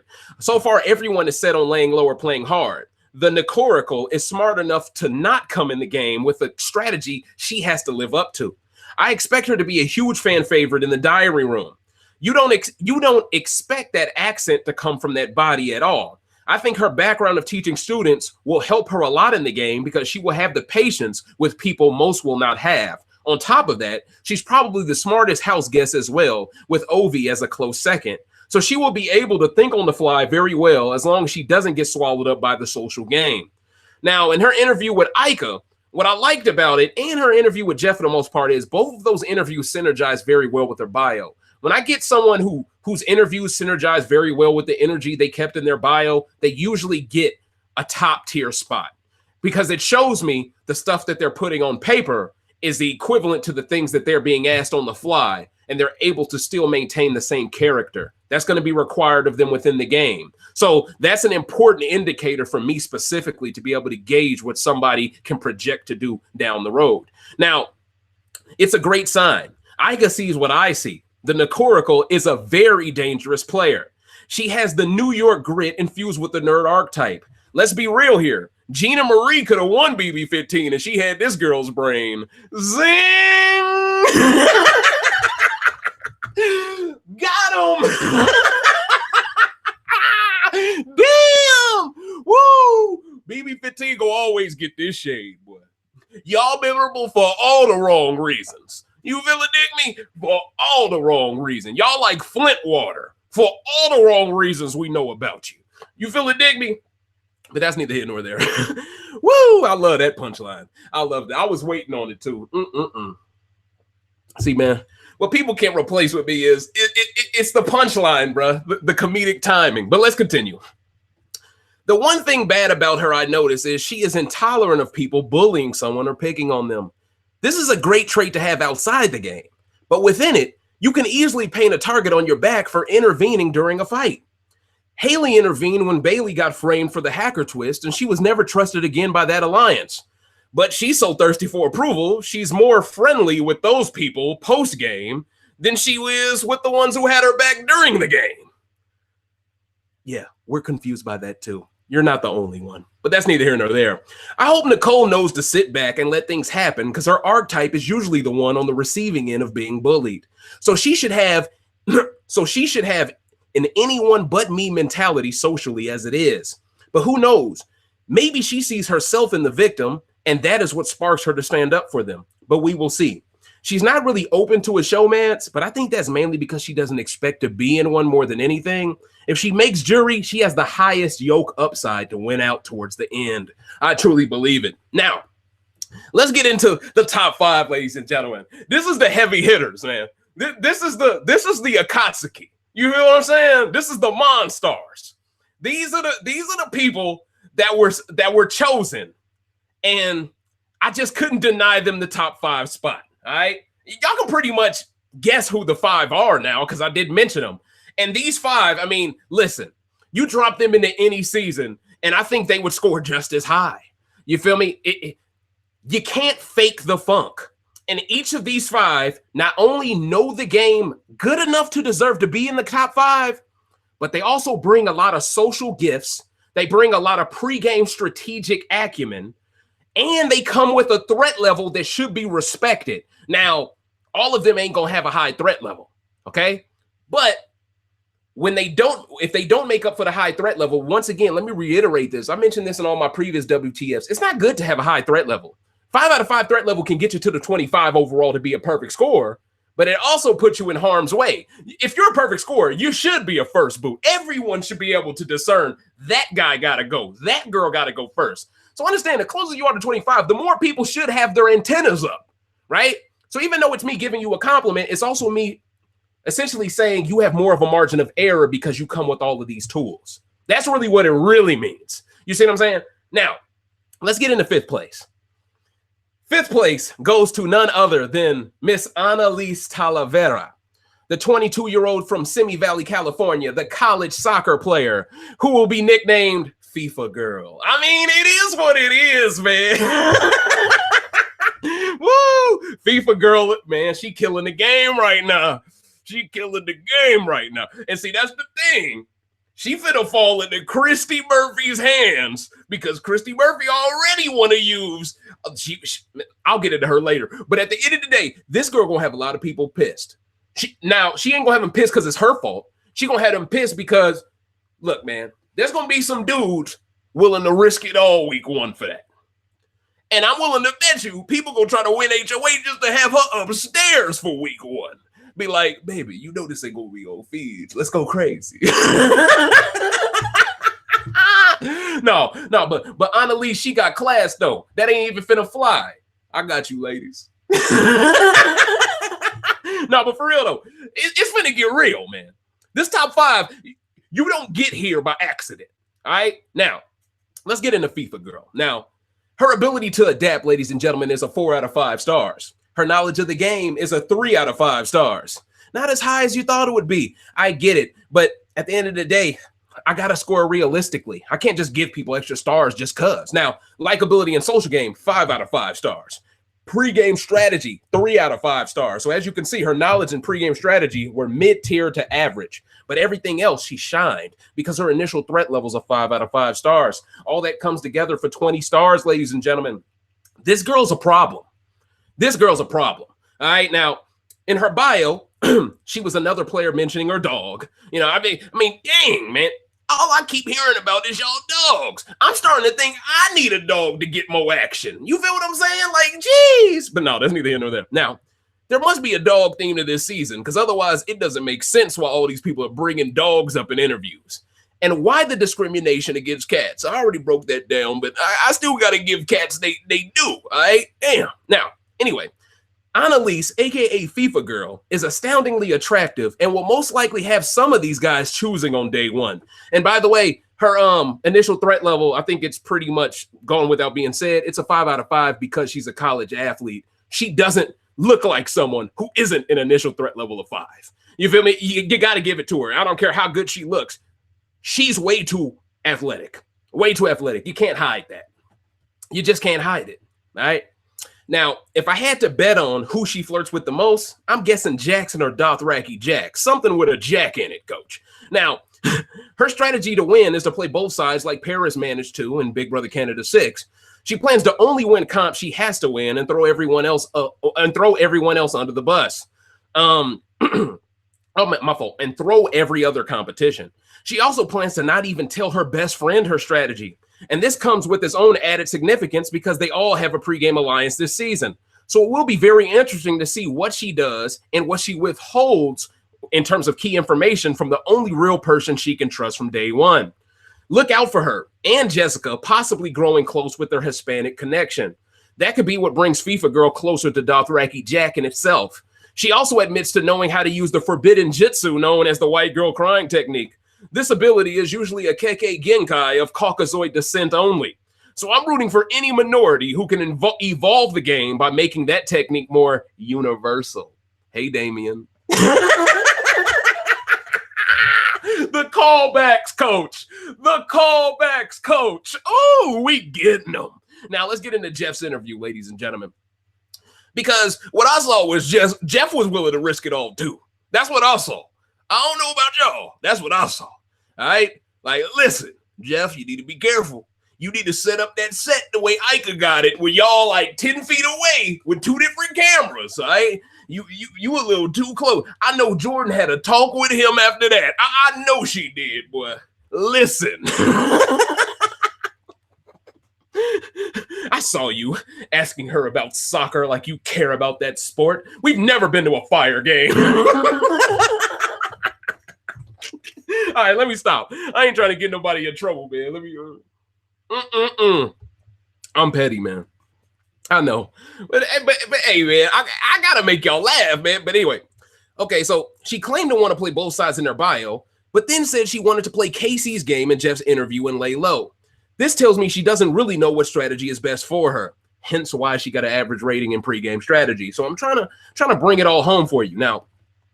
Even though she comes off as an honest person, she says it's easier to create a lie than to confirm the truth. I thought that was a deep quote by her. She tells Jeff she would prefer to win and be hated because she will be true to herself. I think tons of people will stand this girl, even if her gameplay is terrible, just because she's a bombshell. I might stand her just for loving soccer. Maybe I already do. I'm playing, okay? I'm playing. But I like her focus so far. Now, in the Ika interview, So essentially the first Ika interview I've ever saw was FIFA Girls, was Analyse's one. So that was the first time I really saw Ika interview this cast so far. But I immediately felt the difference between Ika style to Jeff style from this one interview alone. Ika can get these players to open up in ways Jeff just can't. Part of it is the fact that Ika is looking at these people face to face while Jeff sits next to them and talks at them in a way. CBS really needs to change their set, then hire me. I mean, I got to give it a buck. That's 2 steps, coach, and y'all will change this forever. But no, at the end of the day, man, if y'all were to throw that to Ika and let her do both, I wouldn't be tripping. You feel me? I'm just saying, you know, if Ika got to stay in Canada, I'll show up to Cali. You know what I'm saying? I'll show up. But no, anyway, but no, though, for real though, Ika doing their thing and no one really cares about Jeff. Now, and Analyse admits to being a fierce competitor in soccer. Now, I can believe it. She also said that she got plenty of yellow cards and even a couple of reds. This lets me know that she will clap back on your ass if somebody has an out-of-body experience, okay? So this is some caliente picante. I'm liking what I'm seeing, coach, because she ain't going. And Kemi ain't going. So all I'm praying for is that they ain't going to be going at each other. You see what I'm saying? That was an entendre. Y'all see what I'm saying, though. But yeah, if you don't understand soccer, a yellow card is essentially like a technical foul, right? You get 2 technical fouls in basketball, you get ejected, right? That's what a red card is. It's 2 yellows put together forms a red. So understand, if this girl got some reds in her career, oh, she ain't scared to hurt somebody, all right? So, but at the end of the day, I don't think people going to try it with her, man. I think they're going to look at her and go, no, I don't want that smoke. All the men like her, yeah, I want them to like me too. You know, I think it's going to be more so to that. But anyway, she's worried about her resting bitch face playing a role in women disliking her. But the truth is, they'll dislike her for having the men's attention alone. And I can see Christie Murph seeing other women hating on this girl and stoking the fire with more stuff. I think every woman but Kemi and Nicole will be immediately threatened by FIFA Girl. But I'm worried that Kemi could mistake the resting bitch face for her not liking her. And if Kemi gets easily angry, these two could have a blow-up based off instigation from Christie Murph. I'm hoping it doesn't happen, but I must leave no stone unturned in my pregame analysis. Now, FIFA Girl has a problem with being nervous, so under pressure, she may not be able to perform well socially.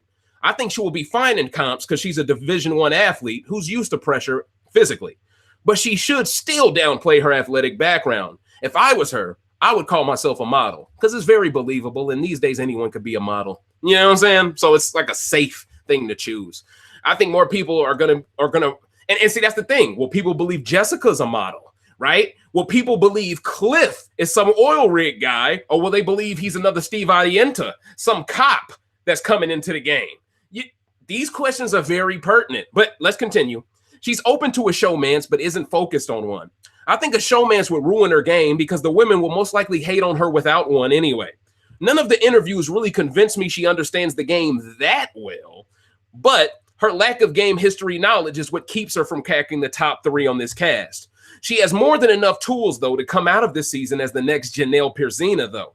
But she must have a great performance first. That's the one thing that I can honestly say about her that I can't really say about all the other women right now. I think she pretty much has the easiest route to be brought back to a season because she has that look, right? So really all she got to do is make jury and play well. And I think she comes back regardless. So like she's playing with the most house money of all these players, in my opinion. And depending on who her partner is, no one really knows who her partner is. There's some people who think her partner, what prediction did I make about who her partner was? I think I picked hold on. I can tell y'all right now who I think her partner is because I put it at the top of the list. I'm gonna tell y'all in 1 second. Right now, I'm under the impression her partner is Nicole. And that's mainly because their ages are similar, and by process of elimination, no one else really made sense. Yeah, so I'm expecting Isabella and Nick. You got Holly and Kat. You got Ovi and Jackson. You got Tommy and Christie, right? And then that basically only leaves 6 left, right? And most people expect David and Kemi to be together. Sam and Cliff kind of seem like that's a synergized relationship, symbiotic, with one being a trucker, one being an oil guy. So it almost leaves Analyse and Nicole to work together. And honestly, they're one of the highest average scoring teams in terms of just duos alone. They're 3rd place. Tommy and Christie are 1st. Ovi and Jackson are 2nd. Analyse and Nicole are 3rd. And that's only if they're a partner group. That's only if they're a group, right? So that's another thing that contributes to why Analyse and Nicole are so high. Because if they are a group, oh, that's a forbidden jutsu. That's a forbidden jutsu. That's like Enchantress with Harley Quinn or something. You got to be careful. but yeah, so I just wanted to give y'all my predictions on what the pairs will most likely be based off process of elimination. All right, I think I'm okay. I'm right where I needed to be, ladies and gentlemen. All right, so now let's get to 4th place, ladies and gentlemen. 4th place on the Recency Bias Radio exclusive points-based scoring system. Well, scoring-based ranking system. I almost got to say that 7 times without stuttering. But anyway, we've got none other than Cliff Hogg, the 53-year-old superfan from Houston, Texas, who is an oil engineer. His nickname from this point further is King of the Hill. Come on, man. Tell me this dude don't remind you of Hank Hill. Tell me he don't remind you of Hank Hill. Come on, man. Come on, man. You know, Boomhauer in the cut. You know what I'm saying? Tell me this dude don't remind you of Hank Hill. his nickname got to be King of the Hill, man. It's got to be King of the Hill. Now, he's gotten 21 stars. Understand, a guy of this age usually never scores this high. But I got to give Cliff Hogg his credit, man. I can't hate on this dude. All right? I can't hate on this dude.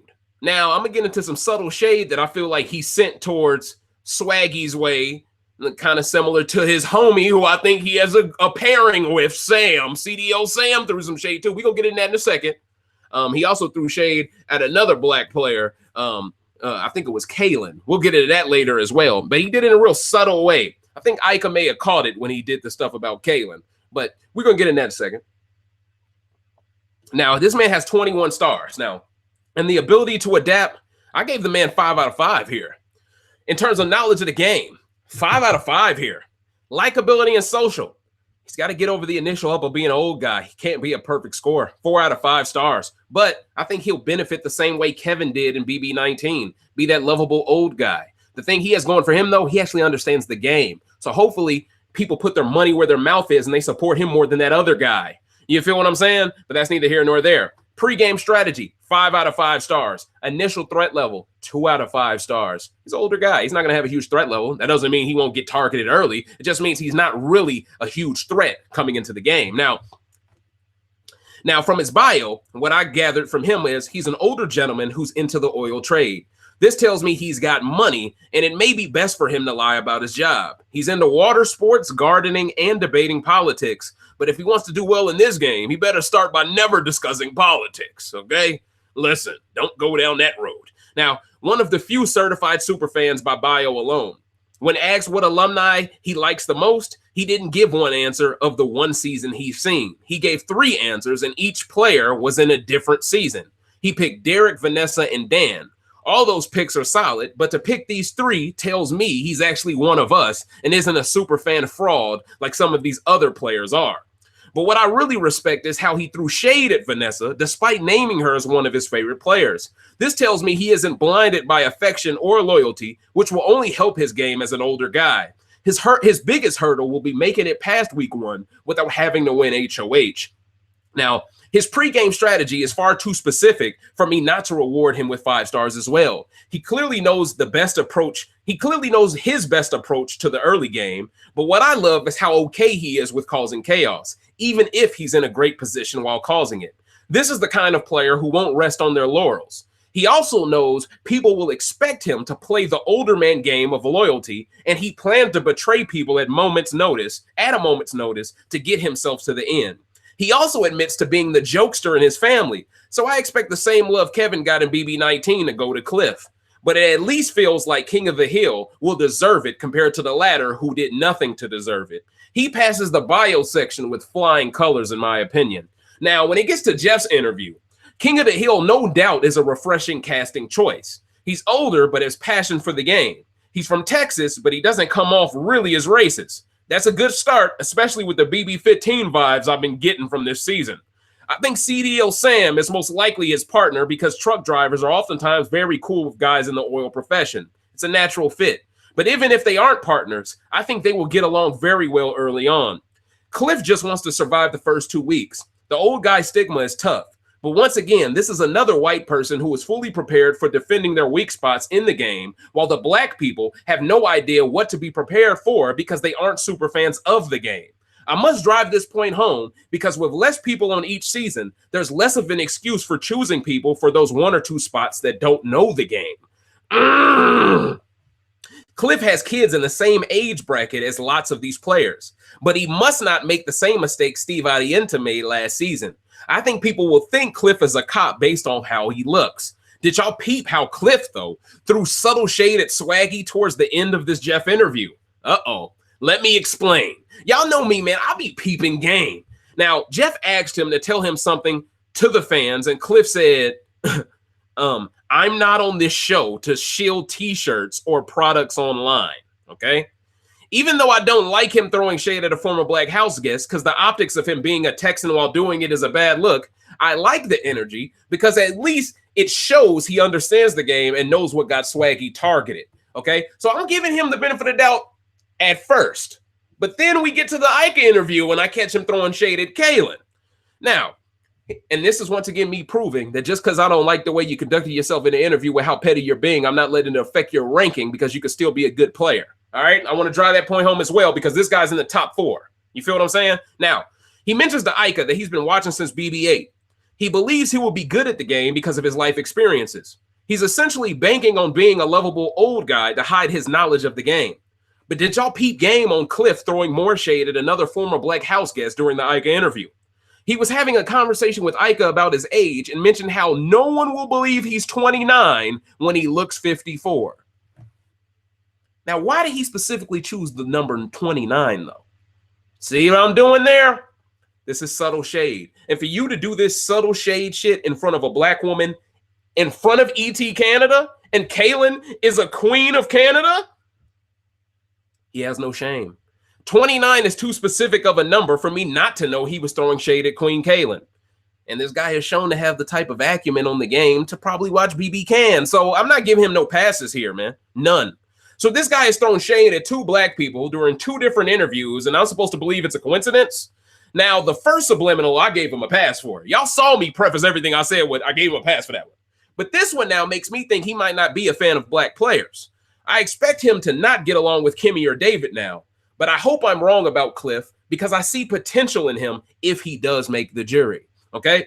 He wants to win the first HOH like most older people do to gain a foothold. But if he doesn't win it, he wants to avoid the anybody but me scenario that usually destroys the older players' games.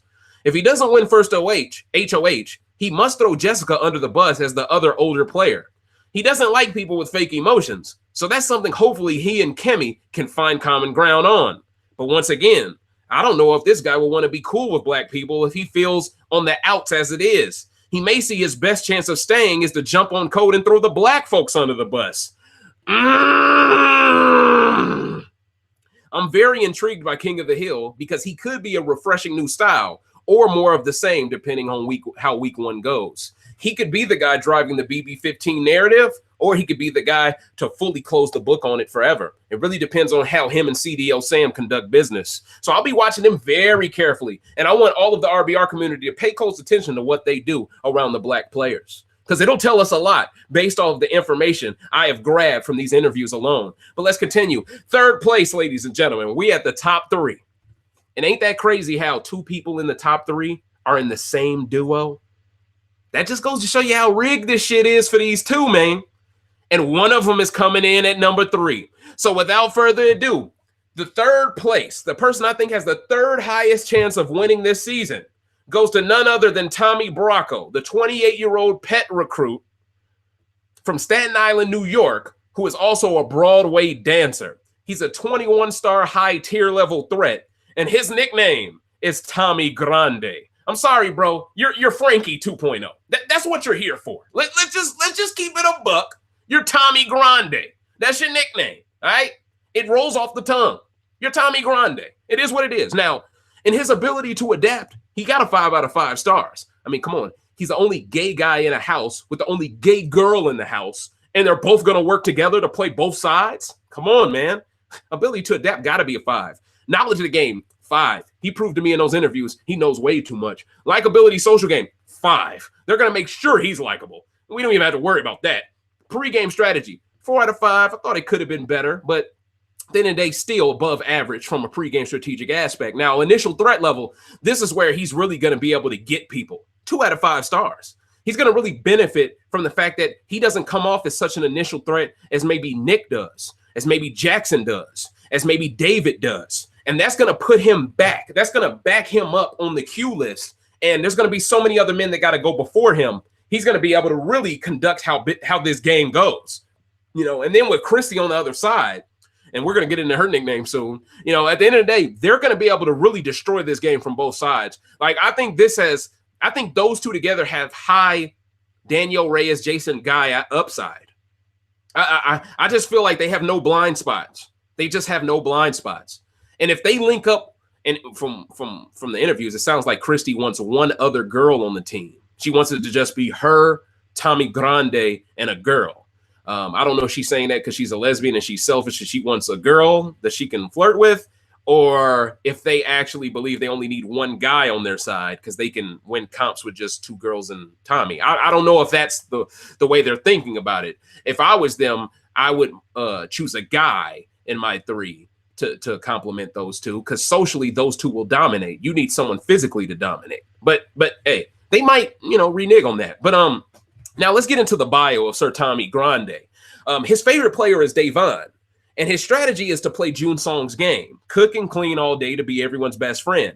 And now that it has been revealed that he appears to have his own possible pregame alliance with Christie, the woman who dated his aunt, this guy Tommy feels like he's in the same powerful position Jonathan Bennett found himself into coming into Celebrity Big Brother US Season 2. But what I don't get is, why is Davon his favorite player, but not June Song, who perfected the style he wants to implement now? This tells me he is a damn recruit masquerading as a superfan. Now, once again, this is me conducting the bio. Don't go off on me, y'all. All right? This is how I felt reading just the bio. All right? I know somebody go, I heard what you said. I know it's going to happen, but I got to keep reiterating it. All right?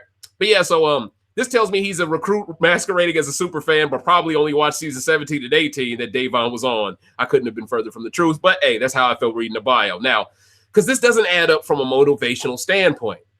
But where I do find a reason to be optimistic about a strategic acumen is in mentioning of the board game Catan. After doing research on this game, I found out it takes tons of strategy to excel at this board game, even though it doesn't take lots of immediate knowledge to learn the game. It's kind of like Big Brother when I break it down that way, huh? I expect him to mention Catan a lot during the season of feeds, but we'll know if he's the apex predator pet if production lets the house play Catan instead of chess. Wait a minute. See, I'm thinking ahead of the game, coach. I'm thinking ahead of the game. Now, this will be something to pay close attention to on top of his relationship with Christie in the game. Now, when it came to his interview with Jeff, this guy felt exactly like Frankie Grande. And there's no doubt in my mind he's probably the only player going into this season that knows more people than just his partner. I think he knows Nicole as well. And I'm basically just basing it off of the New York accent. But something tells me they're going to make sure this guy, more so than anyone else, is the storyteller, I think. He says he wants to implement the Ian Terry game of not showing his game until it's too late for them to adjust. But see, that's the weird thing, man. It's like, okay, you said you wanted to play a June Song game. Now you're saying you want to be an Ian Terry game. I think you might have too many chefs in the kitchen, coach. You need to focus on something. But it does prove to me that he isn't a recruit by mentioning these names. So that's neither here nor there. Now, but he said his favorite player was Davon in his bio. So I'm confused about the mixed signals. He wants to be June Song, but he thinks he can be the gay Ian Terry. That doesn't even make sense. Ian was cooking dinner for the house. I said, wait, hold on. Ian wasn't cooking dinner for the house every day. Also, Ian benefited considerably from Twist. Is Tommy Grande already admitting he knows Twist will keep him Teflon during this season like Lifeguard Jesus? I think so. I'm catching him. Now, looks like a promising player, though, with all these things considered. But he has Jonathan Bennett written all over him. What do I mean by that? If he somehow goes out pre-jury, it's a good omen for this season not being rigged. If he makes jury, the season probably will be predictable. What I don't like is this guy bringing up the first gay kiss in Big Brother history to Jeff. Why is that on your mind if you don't even want a showmance? That doesn't even make sense. That's like me saying I don't want to win veto, but boy, it would be nice if I won it. Like, huh? What are you even talking about? You could tell this comment made Jeff speed up the rest of the interview, though. He was like, get this dude off my couch. Facts, though. Facts. Jeff was look, man, Jeff was like, all right, shit was all cool until you start talking about that other shit. I'm cool, bruh. But anyway, so then his interview with Ika comes around, right? And it was far less awkward. He didn't even go out of his way to mention gay stuff to her.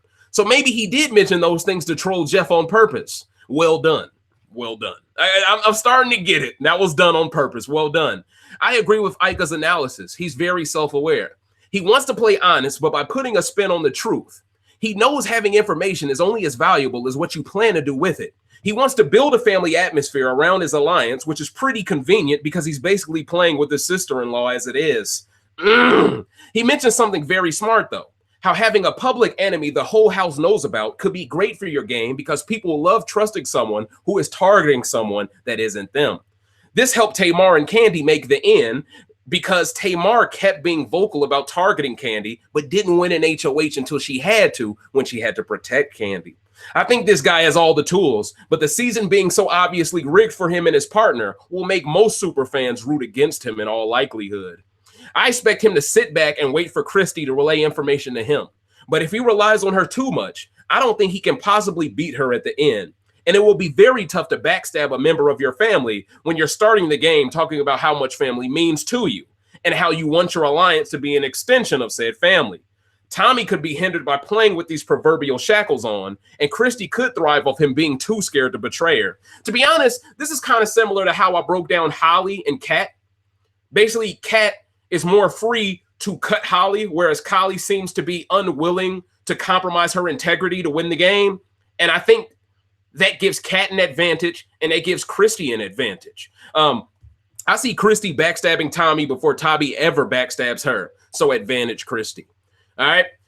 Now, ladies and gentlemen, let's get into the second place player. All right. Second place. Ooh. Uh-oh. None other than Jackson Michie, a.k.a. Drago Jackson. I was going to call him Action Jackson, but Action Jackson was initially a black guy. I ain't want to call him that. Then I thought about it and said, this mother look like Drago from Rocky. We're going to call you Drago Jackson. It's just that simple, coach. So he's Drago Jackson. Now, this man is from L.A. by way of Nashville, Tennessee. This is what links him to Ovi Kabir.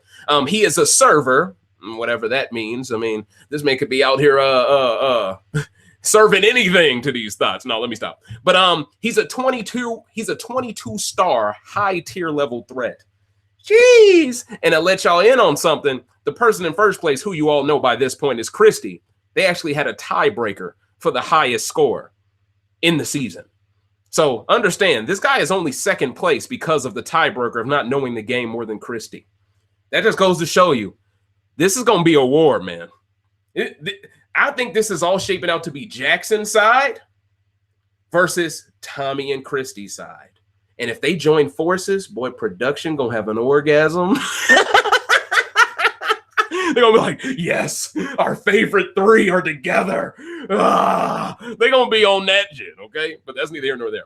And his ability to adapt, I gave the brother a 5 out of 5 stars. Knowledge of the game, 4 out of 5 stars. Likability and social game, 4 out of 5 stars. Pre-game strategy, 4 out of 5 stars. Initial threat level, 5 out of 5 stars. As you can see, this guy, I mean, there is no category that he doesn't have high marks on.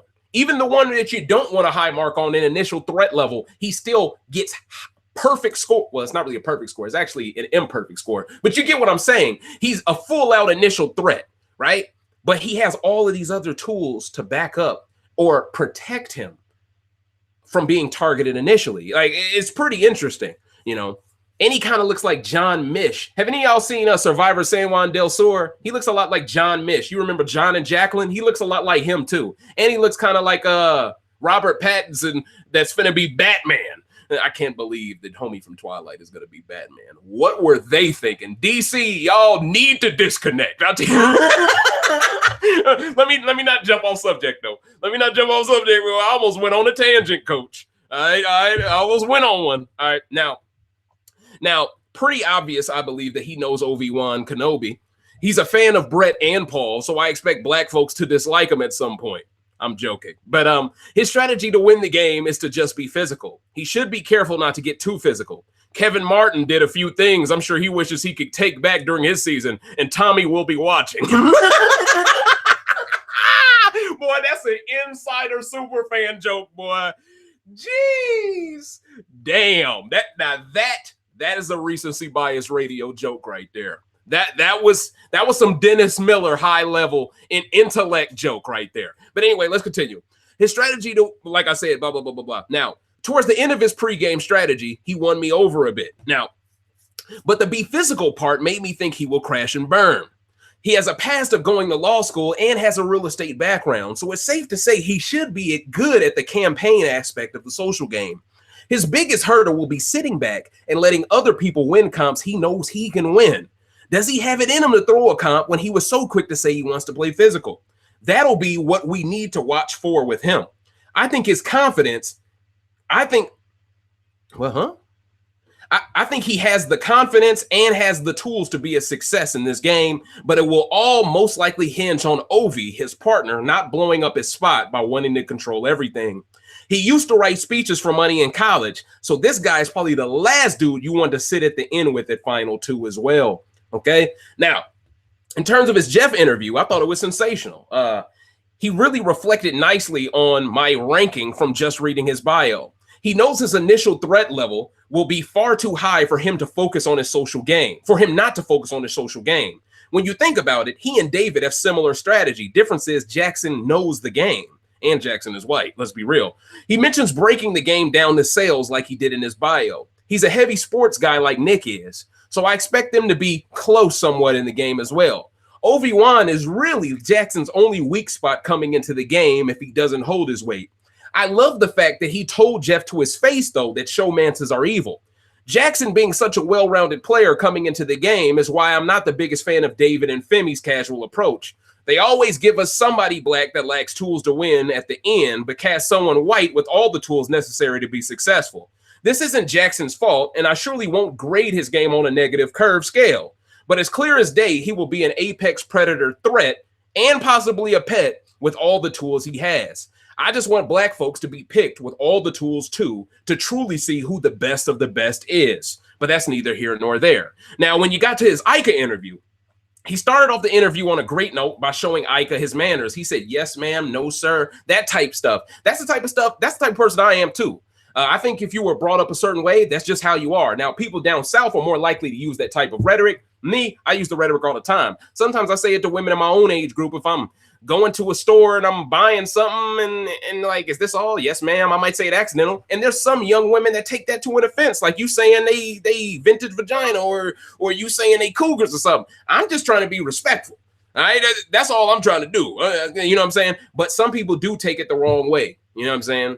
But that's neither here nor there. But that showed me something in him, though. He's a very respectful human being, no matter the cost. And that is the type of person who won't compromise their integrity, which is very good. But he's going to have to compromise it a bit to win the game. So that'll be interesting. But yeah, so at the end of the day, he showed great manners. He displayed great manners. He mentions an ex having a big impact on him. If I didn't suspect Ovi being his partner, I definitely would assume his ex is Analyse or Kat, to be honest with you. He has the right mindset to not stress over what isn't in his control, but that is easier said than done within the game. From the interview, I can tell women have done him grimy in the past, so hopefully he won't lose sight of the mission. He mentions how lifeguard Jesus was too good at the game to win it, but I disagree.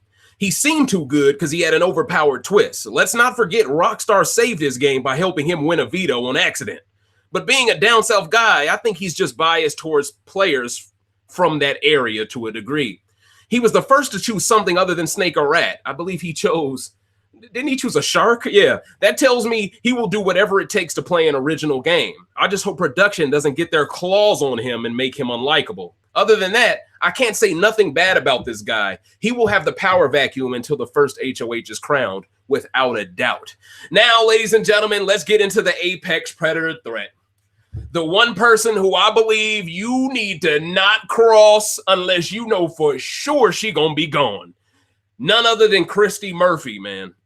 Listen, this 28-year-old lady from Keyport, New Jersey, by way of Staten Island, New York. She's a boutique owner. She's got 22 stars and a tiebreaker that won first place based off her knowledge of the game over my brother, Drago Jackson. It is Christie Murphy, a.k.a. Mystic Murph. Okay? Listen. Do not get caught in Murph's mist. All right?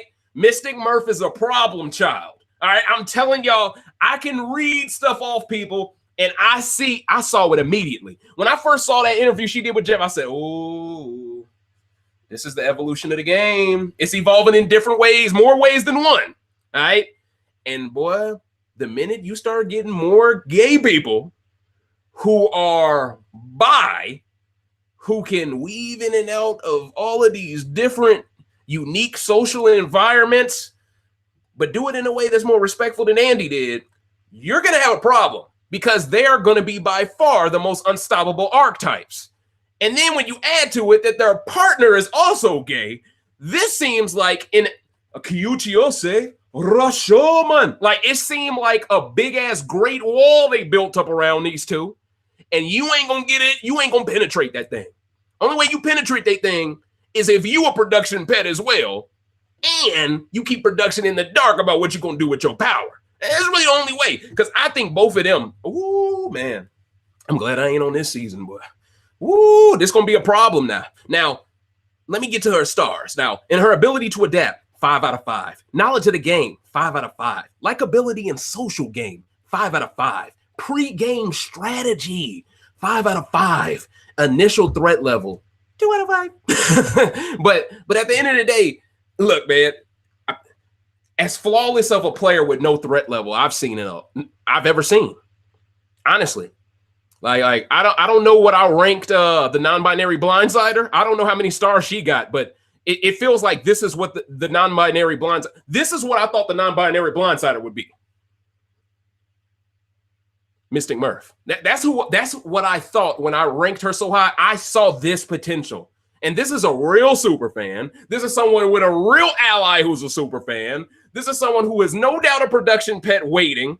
This is no doubt somebody who already has plans to get all of the women to hate on each other. And because she's into women and not men, she knows they won't hate her as much. And then on top of that, she plans to use the men's affection for the pretty women against the men too to manipulate both sides. Look, man. Hey, Tommy. You're not beating her at the end, bruh. I'm sorry. It's not going to happen. Now, once again, there's a chance he could win because, like I mentioned before, the last winner is a woman. Casey beat Tyler. So there may be people who just decide to vote the opposite way to be like, look, we need a guy to win this time, okay? Because let's be real, that's how Nicole beat Paul. They said, we need a girl to win against a guy. So it's possible. But at the end of the day, her bio, man, she's connected with Tommy at the hip. She's another person with a dog in their bio. She admits to being a very controlling person, so I expect her to be the first woman trying to control the game. She likes Jeff and Jordan and Paul and Dan the most. I think it's a bit weird for her to like Paul and Dan style, but still like Jordan's dependent gameplay, but that's neither here nor there. Seems like BS to make Jeff want to like her, if I'm being honest. But to be fair, when she got in front of Ika, she kept dick riding Jeff, so I believe her now. Her and Tommy seem to be easy production pet picks. Well, easy apex production pet picks because of their sexuality alone. She plans on using her lesbian sexuality to control the house socially by manipulating the men into pissing off the women. And then she wants to be the person that pisses the women off. No. And then she wants to be the person the pissed off women go to confide in about the men. This is basically the same strategy Eddie Lynn, the play possum phenom, wanted to use in BB Can 7, but in reverse. She believes because she won't be in competition for any men, the women will have no reason to dislike her. She also knows the men won't view her as a calm threat, so she plans to coast along until it's time to yoke everyone with her photographic memory and prowess at puzzles. I mean, this sounds like the most well-rounded player I've ever seen. You mean to tell me she could use her sexuality on both sexes? She knows puzzles. She's got arguably the strongest ally in the game, a photographic memory. I mean, geez, like, don't let her get a twist on top of this. I'm talking planetary devastation. Now, she also admitted to doing pageants in her fun facts section, so I expect her to wreak havoc on the house as well. By far the most scary archetype on the board to play against, especially when you consider her pregame alliance is also gay. So both of them have a way bigger margin of error together than any other alliance will on day one. This is a massive advantage for both of them. Now, in the Jeff interview, once I saw Christie crying just for meeting Jeff, I knew Kemi wouldn't rock with this girl. I was like, uh-oh. This feel like Laura versus Adam, don't it? It feel like it's gonna pop off at some point. Get your popcorn. Now, her love for the game pops on the screen. Her and Tommy together is way too overpowered. If I had to compare them, they're basically Eric and Maggie fused with Bo and Yvette. When you really break down who Tommy and Christie are, they're Eric and Maggie fused with Bo and Yvette. This is like maybe the most overpowered duo I've ever seen from an all newbies perspective. I mean, like this is overpowered, dog. Overpowered. This is their season to lose. Jackson is their only immediate threat preseason. Now, She's very cognizant of coming off as a flirt, so she doesn't want to do too much early on. But this contradicts with her strategy of wanting to flirt with the women while they hate on each other flirting with the men. I guess she only plans on flirting after she plants seeds of dissension amongst the women ranks. She said she only wants to work with a male and a female. We already know Tommy is the male. So who will be that one female in the cast? I think everything points towards Nicole because of the New York background, but it could be Isabella. She's from Jersey. We don't know. And see, that's the thing. This girl's also from Jersey, right? So this is going to be interesting to see who's the other woman she pulls in. And is this Mystic Murph accidentally snitching on herself by admitting she already has a pregame alliance with 2 other people? Who would the other woman be? I think it's probably Nicole, because all of them are from that Staten Island area, but time will tell. If she wasn't a woman with all these rare traits and qualities, she probably would have been my first ever perfect score. Now, that's not me being sexist. That's me admitting that if she was a guy, her immediate threat level would probably be a 5 with all of those tools. That's what that's about, ladies. I want to clear that up because it did sound kind of crazy the way I read it. Now, but she lacked when it came to initial threat level. That is a great thing, and that is the only reason why she won the tiebreaker with Jackson at 22 stars. Her knowledge of the game paired with her lack of initial threat level to lay low in the early game make her the ideal apex predator threat. Now, in her Ica interview, she said authenticity is her biggest pet peeve. She wants real and vulnerable allies because that's how she plans to play with them. She mentions how her goodbye messages will be designed to kill people with kindness, so she's already thinking about jury management. She's definitely the apex for a reason. Now, she says her versatile skill set makes her a unique archetype that hasn't been seen before. I agree with this 100%. I also find it very interesting that her conversation with Ica reflected her bio way more than her conversation with Jeff did. Once again, showing that the interviews that Jeff conducts aren't really canon. Now that's comic book talk for us, not really real. All right. Now, I don't think her sexuality will be as integral to her success in the game as she thinks because the other women on the show look way better, but I admire her confidence. I'm not calling her ugly. I'm just saying lesbians think they are as attractive as straight women far too often to men, and she could be humbled fast once FIFA Girl and Kemi walk through that door. Ain't nobody checking for macadamia nut when there's a chocolate chip and oatmeal raisin cookie in the cut. I'm just keeping it a buck. Dang, that was bars. Hey, Ovi, you need to learn from the rant god, bro. Get your bars up, coach. Nah, I'll rock with you, though, Ovi. And this is why I think she will be the one to cause drama between all the attractive women so she can attempt to manipulate the men wanting to protect said women. In her interview with Ica, she indirectly admitted to being with Tommy's aunt for 7 years. Yeah, their alliance is the strongest by far. She must be taken out if anyone wants control of the mid-game. So, ladies and gentlemen, that has been the WTF Worst of First Cast assessment of the 16 players that have been confirmed so far. What do y'all think? Do you agree with my rankings? Do you think I was wrong on a few people? Do you think I was too hard on the people towards the bottom of the list? Do you think I'm being too nice with the people on the top of the list? Do you think this is as realistic as it gets? I think I was pretty fair to everyone, and I think I was pretty eloquent with how I brought up all of their strengths and weaknesses. So my final questions that I will leave you all with until premiere night is this. Will we get another friendship alliance out of this rumored duo twist? Is there any chance a vet or two still comes back into the game?